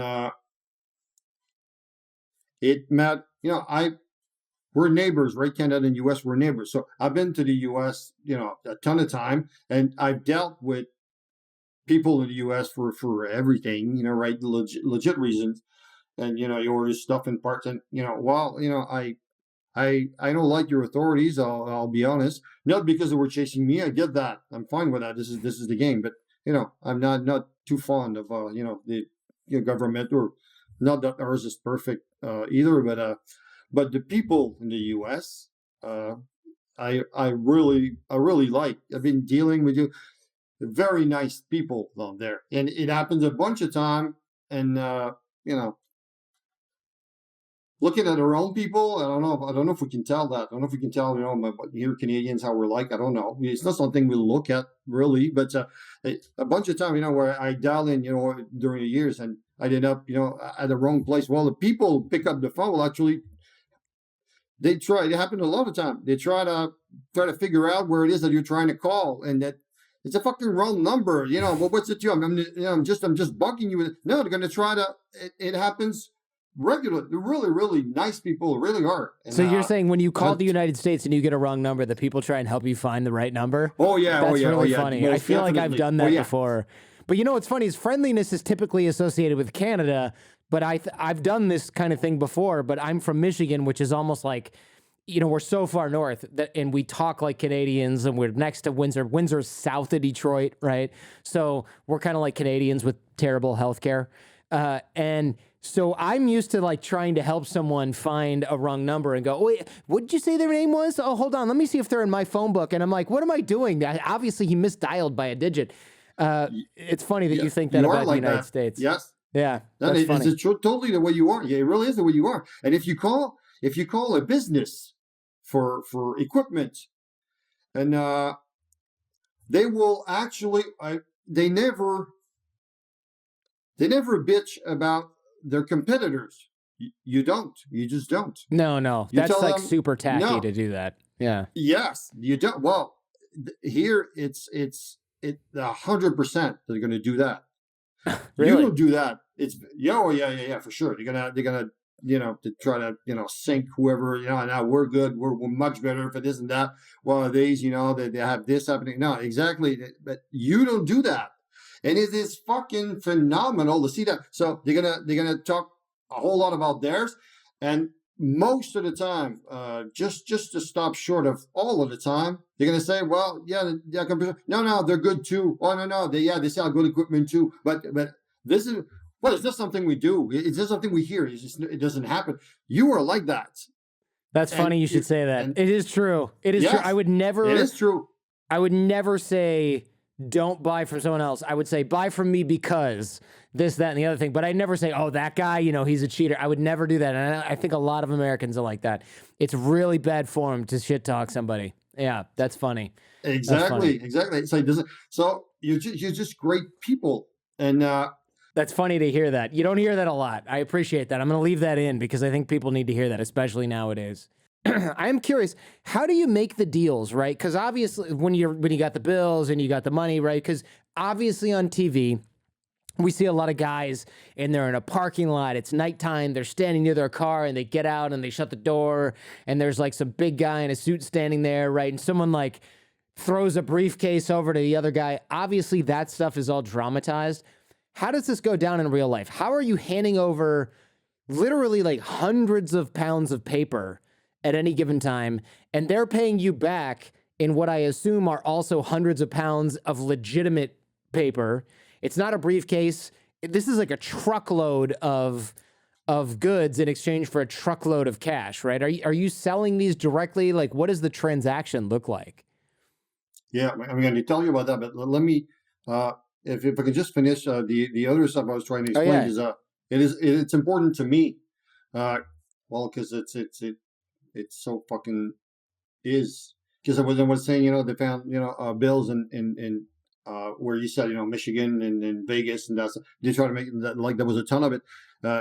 What I did, and this is why it ended up being horrible, because Interpol was in the operation against me. There was one operation here, and here it was Operation Cranium, and then there was one in Europe, which was Kashmir over there, because all my clients were the first criteria for any client to be client of mine was they would need to be exporter in anywhere, but not here. Sure, the money was being sent further away from me, which was good, but there was just no way that I was sending it to the U.S. because anything happening with that money, well, they have to take the hit for it. And I see what you're saying. Yeah. So if I get caught with a couple $100 in fake money and I work at like a 7-Eleven, I'm the one who gets fucked, right? I'm the one who loses that money. The bank rips it up or sends it to the treasury, but they don't say, oh, let me give you real money. So I'm the victim here. So you didn't want that to happen. No. The same dude. This is the same type of dude who's going to try to help you with the phone number. This is the same people. Well, those people are trying. The nice people, they're trying to be fucking happy. They're getting fucked over by your fucking government, every day of the week, plus nights and stuff.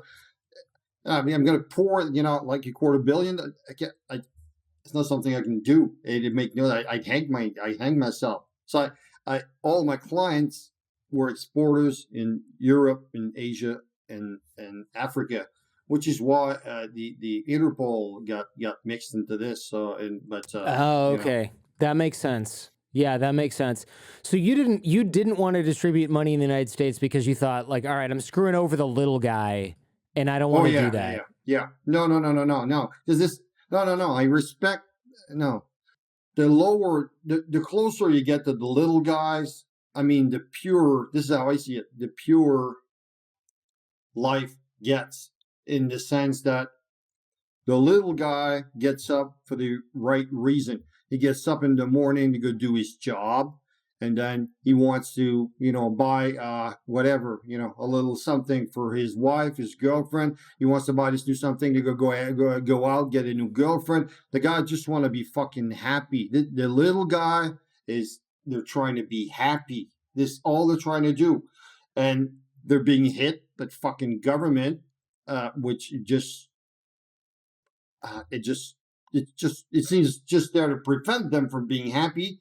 But the little guys trying to be happy, and the more you move up, well, just the bigger the agenda and the bullshit and the crap and all this on the back of the little dude. Little dude is trying to be fucking happy, and I know what it's like to to have it tough at some times, because well, you have good times, and then you have tough times, and you have. I've had time where I've been scratching my head. What the fuck am I going to do? When you say, "Damn, I need to find something," you don't find something. You say, "Damn, I mean, damn, it's tough." And I've been able to pull out of it. Many don't. Just because it's just, I don't know, it's just life, right? Some have a little job, and then they're gonna fucked over with the fucking bullshit COVID thing. How many keeled over because of that? Businesses and stuff like that. This is horrible. This is horrible. And those people, all they're trying to do is be happy. It really is. The little dude is trying to be happy. And then, then one higher up, all they do is fuck them over. Well, I'm not going to be one of them who's going to fuck them over, because I get that what they're trying to do, I do get. So sending it overseas, then for it to come back, through the central bank and Federal Reserve and all that, well, this is going to lead to no one's going to get hit in Europe because of it, because they're going to get caught over there. It might get caught. It might get caught if it comes back, the Federal Reserve and that type of thing, and then they analyze it. Then they're going to take the hit for it, which I'm totally fine with. But no little dude. Damn no. Fuck no. That makes sense. Yeah, that's interesting. That's an interesting line of thought. So going to the question about the transactions, how do you make these deals, right? Obviously on TV, we see guys in a parking lot, they're standing next to their cars, right? It's dimly lit. Someone throws a briefcase over, and then the other guy throws his briefcase over, whatever it is. But in your case here, you're handing over hundreds and hundreds of pounds of paper at any given time. They're paying you back ostensibly in cash, hundreds and hundreds of pounds of legitimate paper. So it's not a briefcase, right? These are truckloads. I assume you're not selling these directly, but what does the transaction look like? Like, how do you make the exchange? Well, it is. You need to follow certain rules for that. It can be different one for different people, but for me, any transaction, when you stack up large amounts of money at one spot, one time, well, the higher the amount, the higher the risk is. Sure, the people but the people are going to send runners. They're runners they trust. They're runners but if you send a runner to go pick up something was like $500, well, he's going to come back. If you send him to pick up somewhere where there's 5 million, well, in his head, sure, he goes, well, what if instead, what if I pop the guy and I don't come back and I move to Mexico? It becomes a thought to entertain. The higher you go, you don't want to do that. I don't want to do that for sure. So I didn't deal a large amount. So the highest I went was 1 million. That was my thing. So I went 1 million. So it was just 300,000 at one time in one place. So you minimize the risk. You keep it small, but there's tomorrow. Well, we can do that this afternoon. Again, you want some more? Let's do that this afternoon. Let's do another run tonight. Let's do tomorrow. I can do that all day. That I'm fine with. But I'm not gonna have more than 300K in one spot, because I don't want you to I don't want to get the gears spinning too much. And I feel it keeps my people safe, and it keeps, it prevents everything from veering off course. It's how I see it. It's how I did it for that reason. Were you ever worried about other criminals coming after you and your family? Because you're literally printing money at this time, right? It seems like a pretty dangerous gig because it's so lucrative that someone could just come in and say, hey, look, you keep printing and I won't kill you if you give me 20%. Did you think about that at all? No. Because no, I knew I set up everything with people the way that I want it to be for specific reasons, and I chose my people for specific reasons, and I knew it led to all people involved. Like I said, the whole networks become it's all referenced. It's people of people you know and trust, of people you know and trust. So the more you stick to that, the less chances of that type of scenario that you described is happening. So this dude that is going to be buying down the road, well, he knows those 20 people who know those other 100. If he does something like that, well, everybody's going to know about it, and the legit, proper criminals, same in this world as in the legit world, they're not going to fuck you over. They're not going to do that. And they are known for not being like that. And if I don't see that, I'm not interested in you at all in any line, legit or not. I'm not. I don't fuck people over. I make sure that doesn't happen, and I'm not going to let it happen to me either, for sure.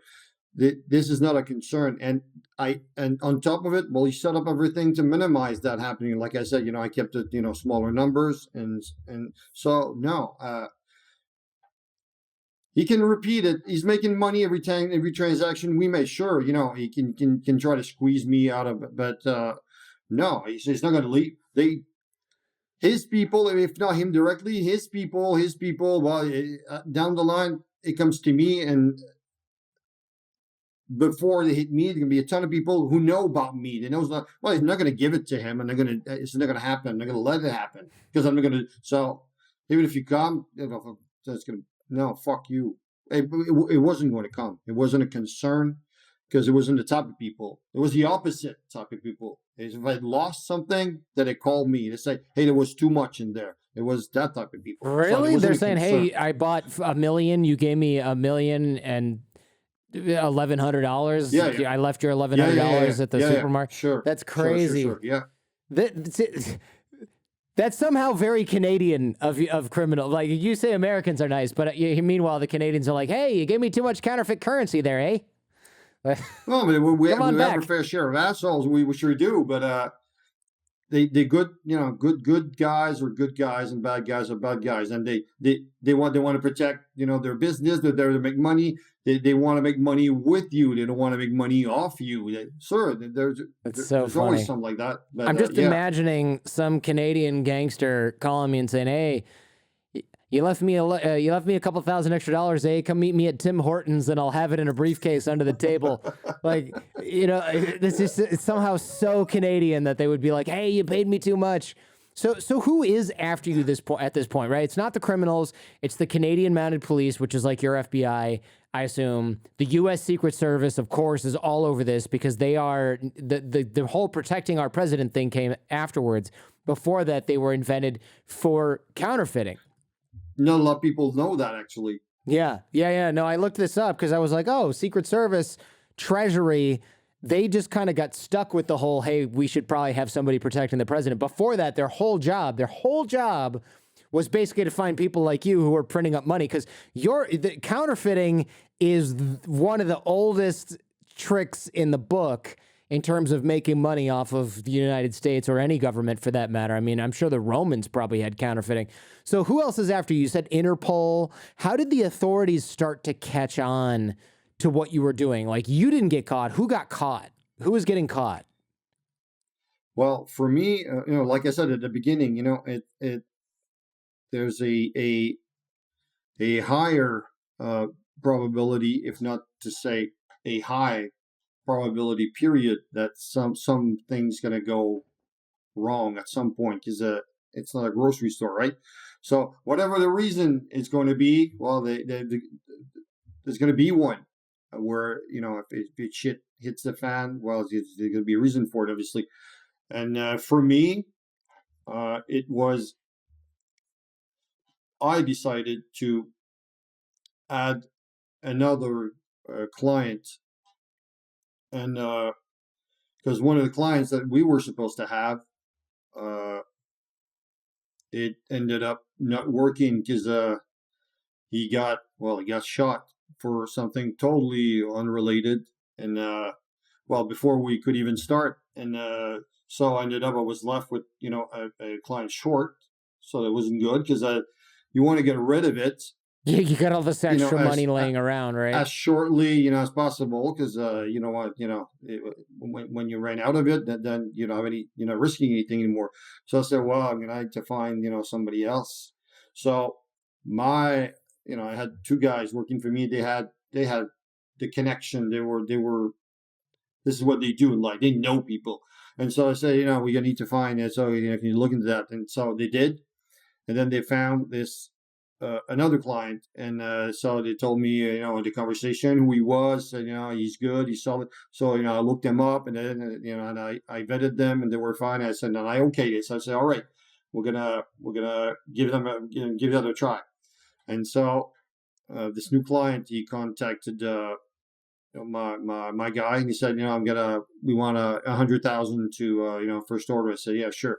So we sent him 100,000, and then they did that, and then they called the next day for another 100,000, and then the third day and the fourth day maybe, or something like that. And we did know. Nobody knew about it really. Those people, they had. I didn't know them personally. I still don't, but they were involved in stolen construction equipment, like loaders and excavators and stuff, like heavy equipment. Heavy equipment. Okay. Stuff like that. And I didn't know at the time. I learned that because of the investigation after the court thing. And what I didn't know, and they didn't know, they were for this stolen equipment thing. They were being infiltrated by someone from the RCMP for the past, I don't know, long time. So the mounted police, your Canadian FBI essentially had undercover officers inside this organization. Yes, and our RCMP is the equivalent of your, I guess they play here the FBI too, but they're the equivalent of a Secret Service. I think they're like Secret Service, FBI, and sort of state police at the same time. Yeah. Yeah, exactly. It's true. Yeah. But they're the only one who do the currency counterfeiting type of thing. But they were infiltrating them. So and they didn't know. So the main guy of this operation, the real criminal, well, he turned to the undercover. He said, "Hey, I could have counterfeits. Would you be interested?" He said, "Sure am." Yeah, sure am. Definitely. I'm in. Definitely, yeah. And he didn't know, and I know he didn't know, because all the tapes, the video, they need. I don't know in the U.S. how it is, but here they need to, they have to show you the evidence. Yeah. So I seen all the interrogation, all the paperwork to him. He didn't know. He didn't say a thing. He's solid. He really is. He just didn't know. He got caught. But he ended up selling to an undercover RCMP officer directly. There was no way to know. No, so wow. The reason why it crashed for me was that very reason specifically. This is when it changed, where they got a lead onto my operation. This is where it stemmed from for me. Yeah. So how did they eventually grab you? Right? Because did they just follow you home one day, or like how did they know where you were? Well, I send runners to meet. This is how it works. I send runners to meet someone somewhere, and the clients, they send runners too. So runners meet. This is how you sell, basically anything. So they call for a first order, and then they meet somewhere, but when they did that, they'd send a helicopter, and they did surveillance. So they followed their runner. You're gonna say he was gonna go somewhere somehow. He's gonna beat someone. So we're gonna go see who that someone is. And so they get to my runner, and then they follow that runner, my runner, and so they know who this dude is. So next time, well, they start with on top of my runners, with the helicopter when they call the second order, and then so they start surveillance from there, and then they see, they see him, where he goes, who he talks to, where he goes, and then whoever gets in contact with, well, they add to the list where he met this dude, and so they add surveillance on another dude, and then they go back to. So this is why they get eventually to where you started from, and this is how it happened to me, because since it was a new client, for every client I had a separate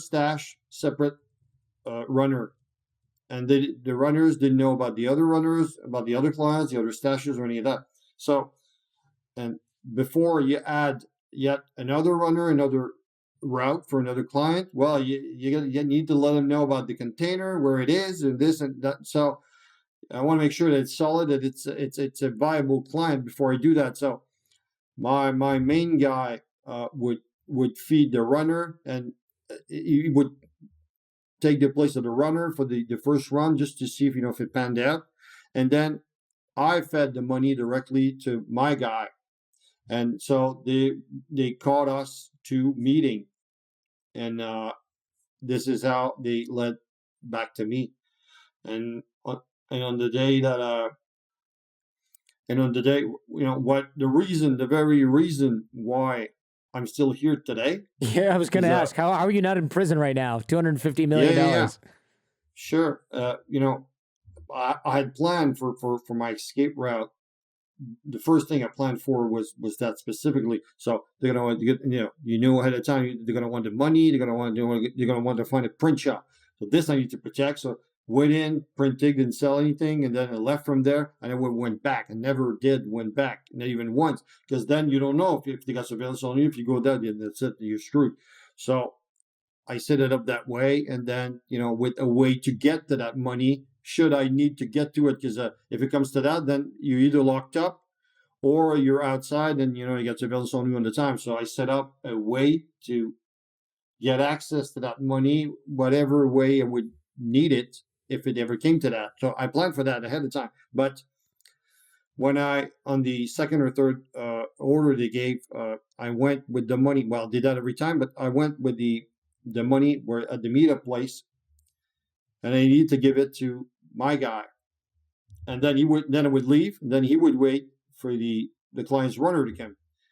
And they had followed me from home where I left, because it was just a small order of 100,000. So they followed me from home. So they'd seen the boxes and all that, and then they kept on me all the way over there. And when I got to there, then my guy said, "All right, just give me the boxes." And I said, "No, I'm gonna back up in that." There was a tarp garage in the back of the place was selected to me. I said, "No, I'm gonna back up in there." No, why don't you just give them to me? I don't, because I don't. Because you're not supposed to. Because you don't do shit out in the open. You don't. You're supposed to hide. This is what you're supposed to do. So it was just out of sticking to what you're supposed to do, the rules. That you need to do that, because you never know. So he said, "All right." So I ended up backing in the tarp garage, but the chopper, they lost a visual on me, and the way warrant worked, they need to know 100% of the time that what they're stating it can actually be a fact. And now when they lose visual on you, well, the boxes that came out had money in it, but the meat that I brought in from there to that garage, well, it could have been Kool-Aid for all, it could have been anything. So this little thing where they lost visual on me, this is what made it changed everything. If it hadn't been for that, I wouldn't be here. I'd be next to El Chapo right now. That's crazy. I know that you you used the $200 million, the missing $200 million as a bargaining chip when they did catch you. You know, it was, all right, we're going to throw the book at them. We're going to do this and we're going to do this. And then you came up and said to your lawyer, hey, look, you know, rather than going away, I can give them the missing $200 million. And I thought this is interesting because, you know, you use the 200 million, the missing 200 million, 50, I guess you'd already sold 50 million, and we'll touch on that in a second. But if you'd printed less counterfeit money, you wouldn't have had the $200 million bargaining chip with the prosecutor.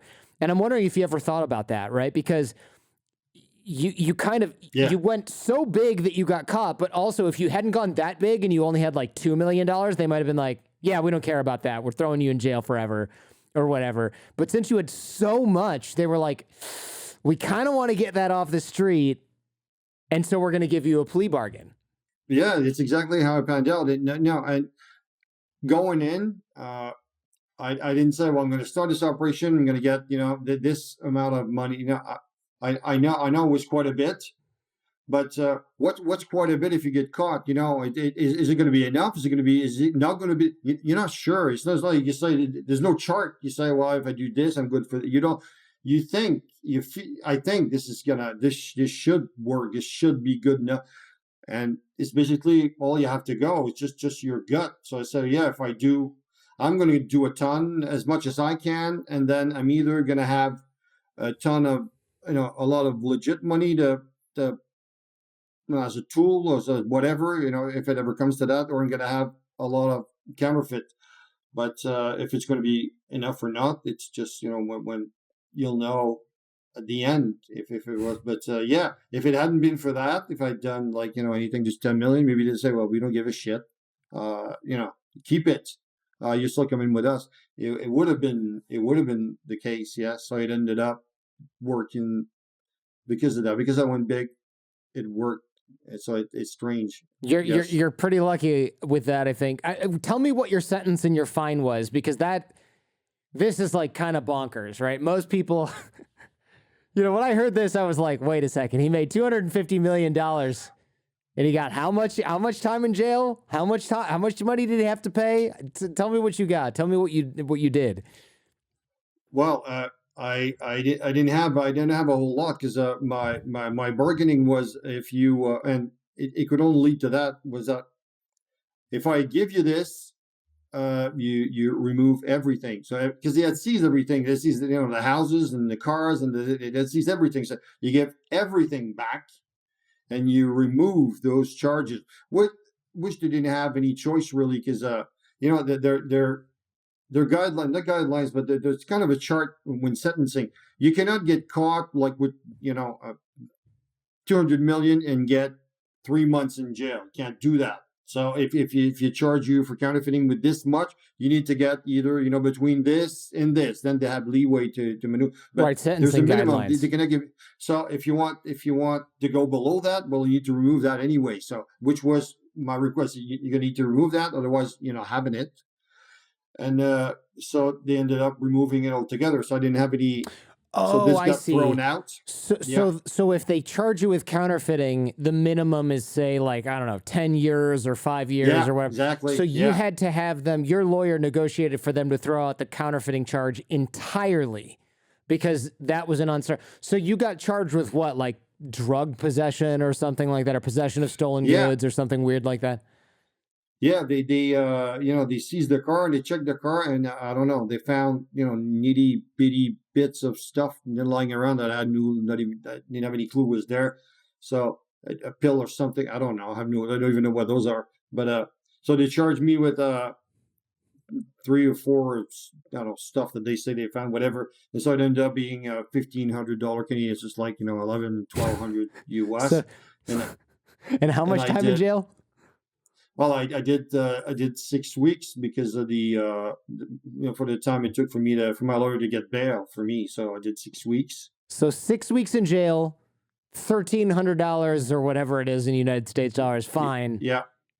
For counterfeiting $250 million and giving back, let's say, 200 million of those dollars. Yes. Where's the rest of the money? Where's the missing 50 million, right? Was it all sold overseas? Was it destroyed? Is it still out there?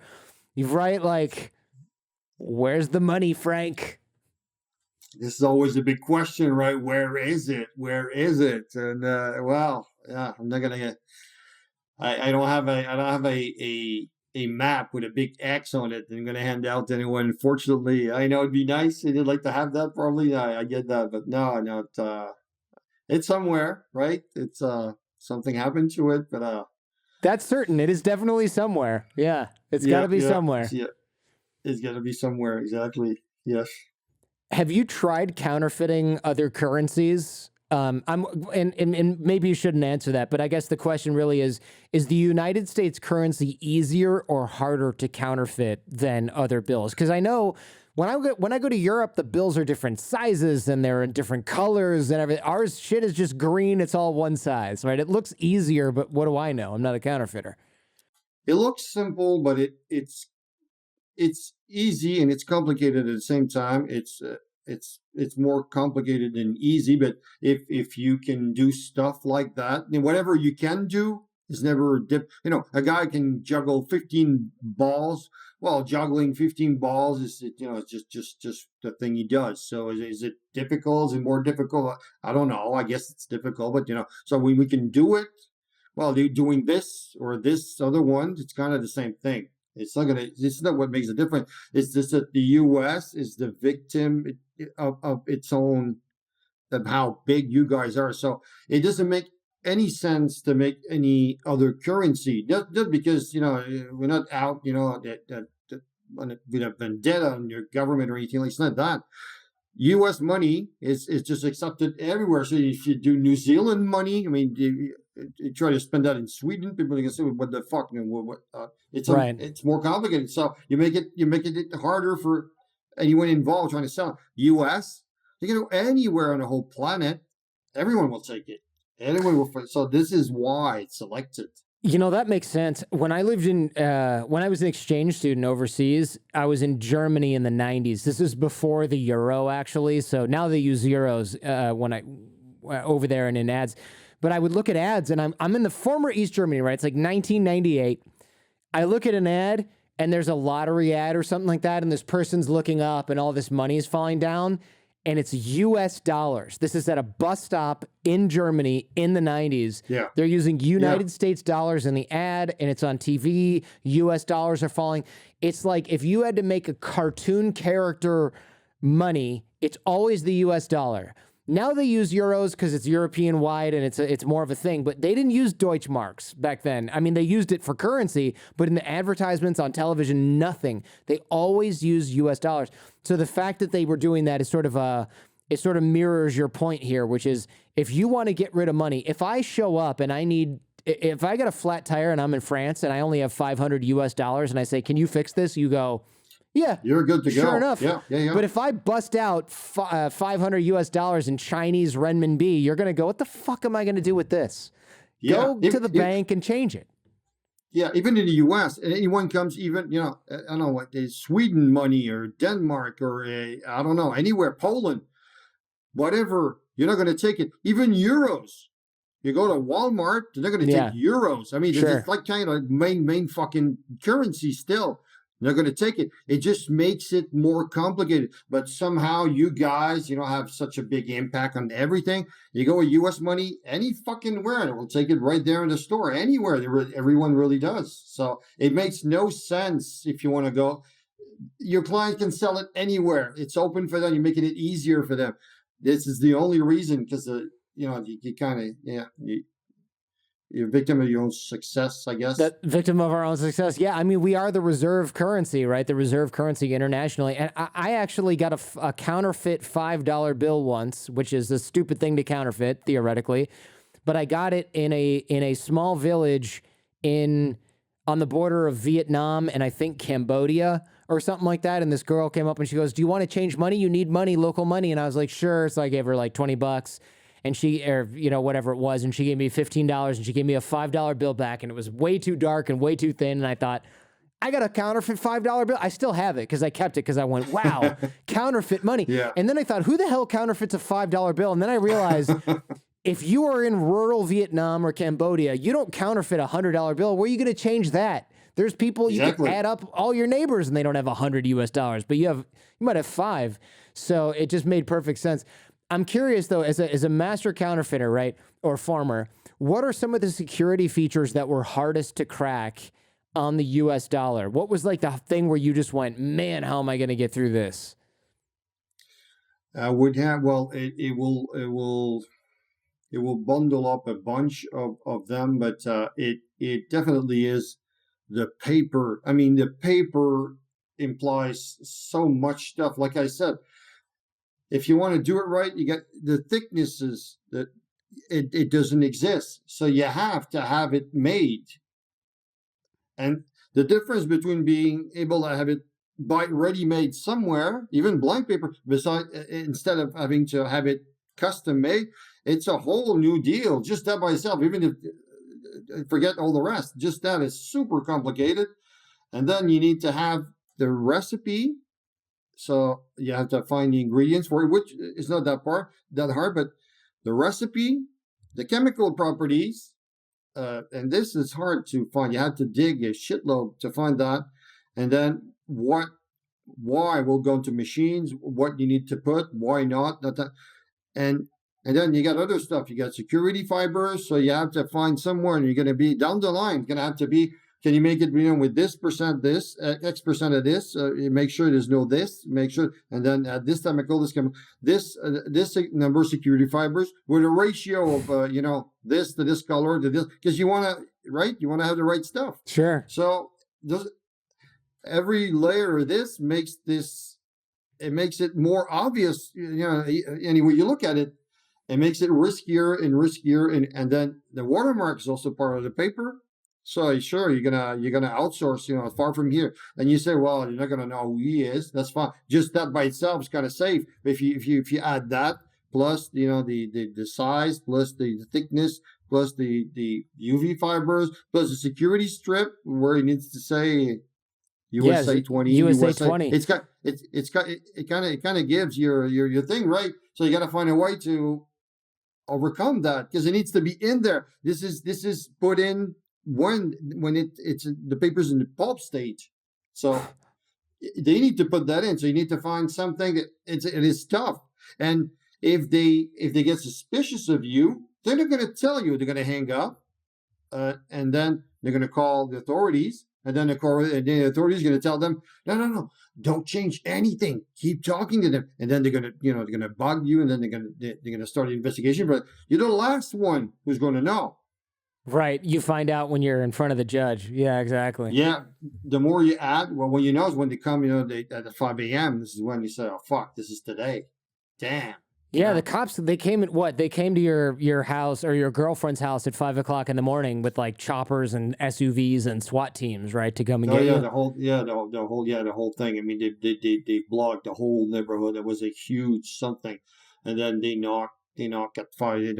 All the windows all around the house at the same time. Tuck, tuck, tuck, tuck, tuck, tuck. You just know, right? You say, fuck, this is today. Damn, it sucks because and then that's it.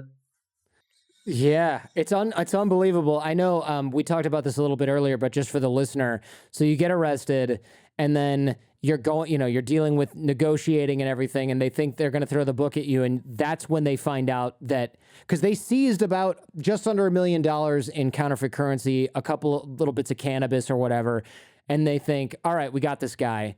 And that's when you tell them, through your lawyer, of course, that you have $200 million more in counterfeit money. And that's when they go, all right, now we have to deal with this guy. Like, that's what we were talking about earlier. Like, now they have to come to the table. I'm wondering, with this counterfeit bills that you had, those markers that stores use when they're looking at your money, or banks or whatever, your counterfeits, could they defeat that? Or is that sort of like an easy way out for most counterfeits? No. Well, yeah, no, this is like entry level thing that you need to overcome. This is you can't do that. You're not going to sell one unless you go to titty bars, if you don't pass that that little thing. It's like the entry thing. No, you have to go. They have to go to machines, into ATMs and stuff. Right. Okay. That makes sense. Right. So it has to be like complex analysis. in order to find it. So look, man, now I know you're sort of like Frank Abagnale in the way that you are, which, you know, it's interesting that you both have the same first name, but you're busting forgeries now. So what is it that you do specifically? Are you, I know you're trying to make documents and bills and things like that harder to forge. That's super freaking interesting. Is there something that you're inventing? Like, do they give you their document and they're like, okay, how would you forge this? And you basically show them and then you give them suggestions. How does it work to consult on forgeries? I do a lot of brands for, you know, pharmaceuticals, products of pharmaceuticals, and, you know, like fashion brands and stuff like that. So, you know, you want to, you know, counterfeit, you know, a fashion coat or, you know, shirt or whatever. Well, they say, well, you know, we have those Canada Goose coat, you know, it's one of my clients, but just to give an example. Canadian Goose or whatever it's called? Canada Goose? What's Canada Goose. Yeah, it's been bought by the U.S. a couple of years back, but they're not one of my clients. But it's a good example. So they call and say, you know, her coats are being counterfeited. So what can we do to stop that? And I look at it, you know, from my perspective. I say, well, how would I go about counterfeiting this? I said, yeah, sure I can. And then what do I need to put in there that I couldn't? And this is where I put my. If I tackle something, I will put. I know what's impossible to do, and I will, you know, double up and triple up on it. Where, you know, it would cost just to try to begin doing that. You either have to buy all the equipment to do that, where it costs you like $6 million right off the bat, or you need to deal with, you know, so many different companies who, you know, each have, you know, millions of dollar equipment. We're going to want to, you know, deal with you for, you know, I don't know, a bunch of coats. What's the order going to be? You know, 40, 50,000. Well, I got millions in equipment. I got reputation. I got clients. I'm not going to risk that. And then I stack many of them on top of it, where you need to go from one to the other, because there's separate, different type of security feature that can be added. So right. So you mix multiple companies with multiple sort of high-end security features, where you couldn't, if you were a counterfeiter, you couldn't get all 3, 4, 5, whatever companies to take a medium or small batch of clothing and put each of those features in. So it becomes like, it's like a compounding effect that you have with each feature. I do everything myself, because I know what. So every feature I design myself, and I will layer that. I call it layering, and I will layering depending on, you know, how secure and what product it is, because, you know, I do, you know, stuff. You know, I do regular consumer product, and I do certificates for, you know, gold and stuff. So I do, you know, about anything in between. So I will layer that depending, you know, how secure it needs to be. And yeah, it's just no way, or it's just impossible after that. And this is nice, because I know how big time it affects the bottom line. So it changes. I select the companies that I do accept and that I don't, because I like what I know how the big impact I'm going to have at the bottom line, and how it's going to help them. And I know this is not going to be a problem. And it's what I tell them: don't forget about it. This is not happening ever again for you to forget. No, forget about it. It's impossible. And it impacts them a lot. It changes a lot of stuff. It helps. I like the help that it can bring. This is what I like about it. I like to do, and I put quite a bit of work into that. And I've seen how complicated. I like to do redo a currency. You know, many contacted me for well, the currency, like the new euro when it came out. You know, they contacted me for that. And they contacted you when they were designing the new euro, and they said, "Hey, make this harder to counterfeit." No, it's not what they said. They contacted me after it was designed. They said, "Hey, you know, we designed this, the brand new euro. You know, what would you make of this? You know, they're good." So it was too late for that, and I got, you know, with time, I got to figure out that it's too. I'd like to do a currency, because it would not be. Well, forget it. You'd forget never be able about to it. counterfeit it, right? That's the No, idea. no, and I know, but you have to move. So a lot of tons of people are involved in that. So you'd have to move a lot of people out of the way, which don't want to be moved out of the way. So it just becomes impossible to do. I'd love to do that, but it's impossible. They do. You'll have a little conversation with them, but then it will affect so many people in the line that it just none of them wanted that. So Sure. it's just to go forward a foot. It takes a huge amount of resources and energy and mind. It leads to nowhere because of that very fact. So I understand that, but I'd like to do that. Maybe one day. Final question, man. One thing that you and the RCMP, Royal Canadian Mounted Police, seem to agree on is that there are lots of your fake $20 notes still in circulation everywhere in the world, especially in the United States, virtually undetectable. If I were to try and look for one of your $20, if I'm looking at a stack of 20s sitting in front of me and I want to find the counterfeit Frank Bourassa $20 bill, what am I looking for? Or is it so minute, the detail, that it's pointless to even try? Yeah, with the naked eye, it can be told apart if you go to lab analysis. So they do down to very chemical structure of the paper. So the chemical properties in terms of how we'll react to different things around it for like readers and stuff. This is the same. But if you go down real deep down to the actual composition, I don't know what the tests are, but they can make mine apart from the real one. But outside of that, no, you can't. You just can't because it's the same. It's the same because it's you have readers. You follow data. So if it needs to be this color at 1.22, well, you make 1.2. So it's the same. It's the same. The paper is the same. The ingredients the same. The same ratio. It's got the same. It's got the same thickness. It's got the same everything because you follow data. Say, well, I think it's quite good. No, you don't do that. So everything's the same. That's why it's the same. It's measurable. So I don't know how you could. So for sure. Do you think you could spot one of your own bills next to a real one, or not even? I don't know. It's a good question. I'm not sure. I'm not sure. Probably not. I'd say no. I would think not. Wow. No, I would think not. I mean, if that's the true mark, right? That if you can't even see it with your own naked eye, knowing exactly how the whole thing is made and what you're looking for, then no one can. I couldn't when they were brand spanking new compared to brand new one. So if it's been spent around and folded and this and now it's become. I mean, I'm sure it's impossible even for me because now it's worn out against worn out. It's got it's brand new. It was identical. So now they've been tossed around. Damn, I'm sure it's impossible even for me. Brand new, they're alike. They're the same because by design it needs to be like. So we're like that. That's why. So. Frank, thank you so much. This has been really, really interesting. I know we went pretty long, but I appreciate it, man. So fascinating. Obviously, you're a craftsman, and I'm glad you're on the good side these days.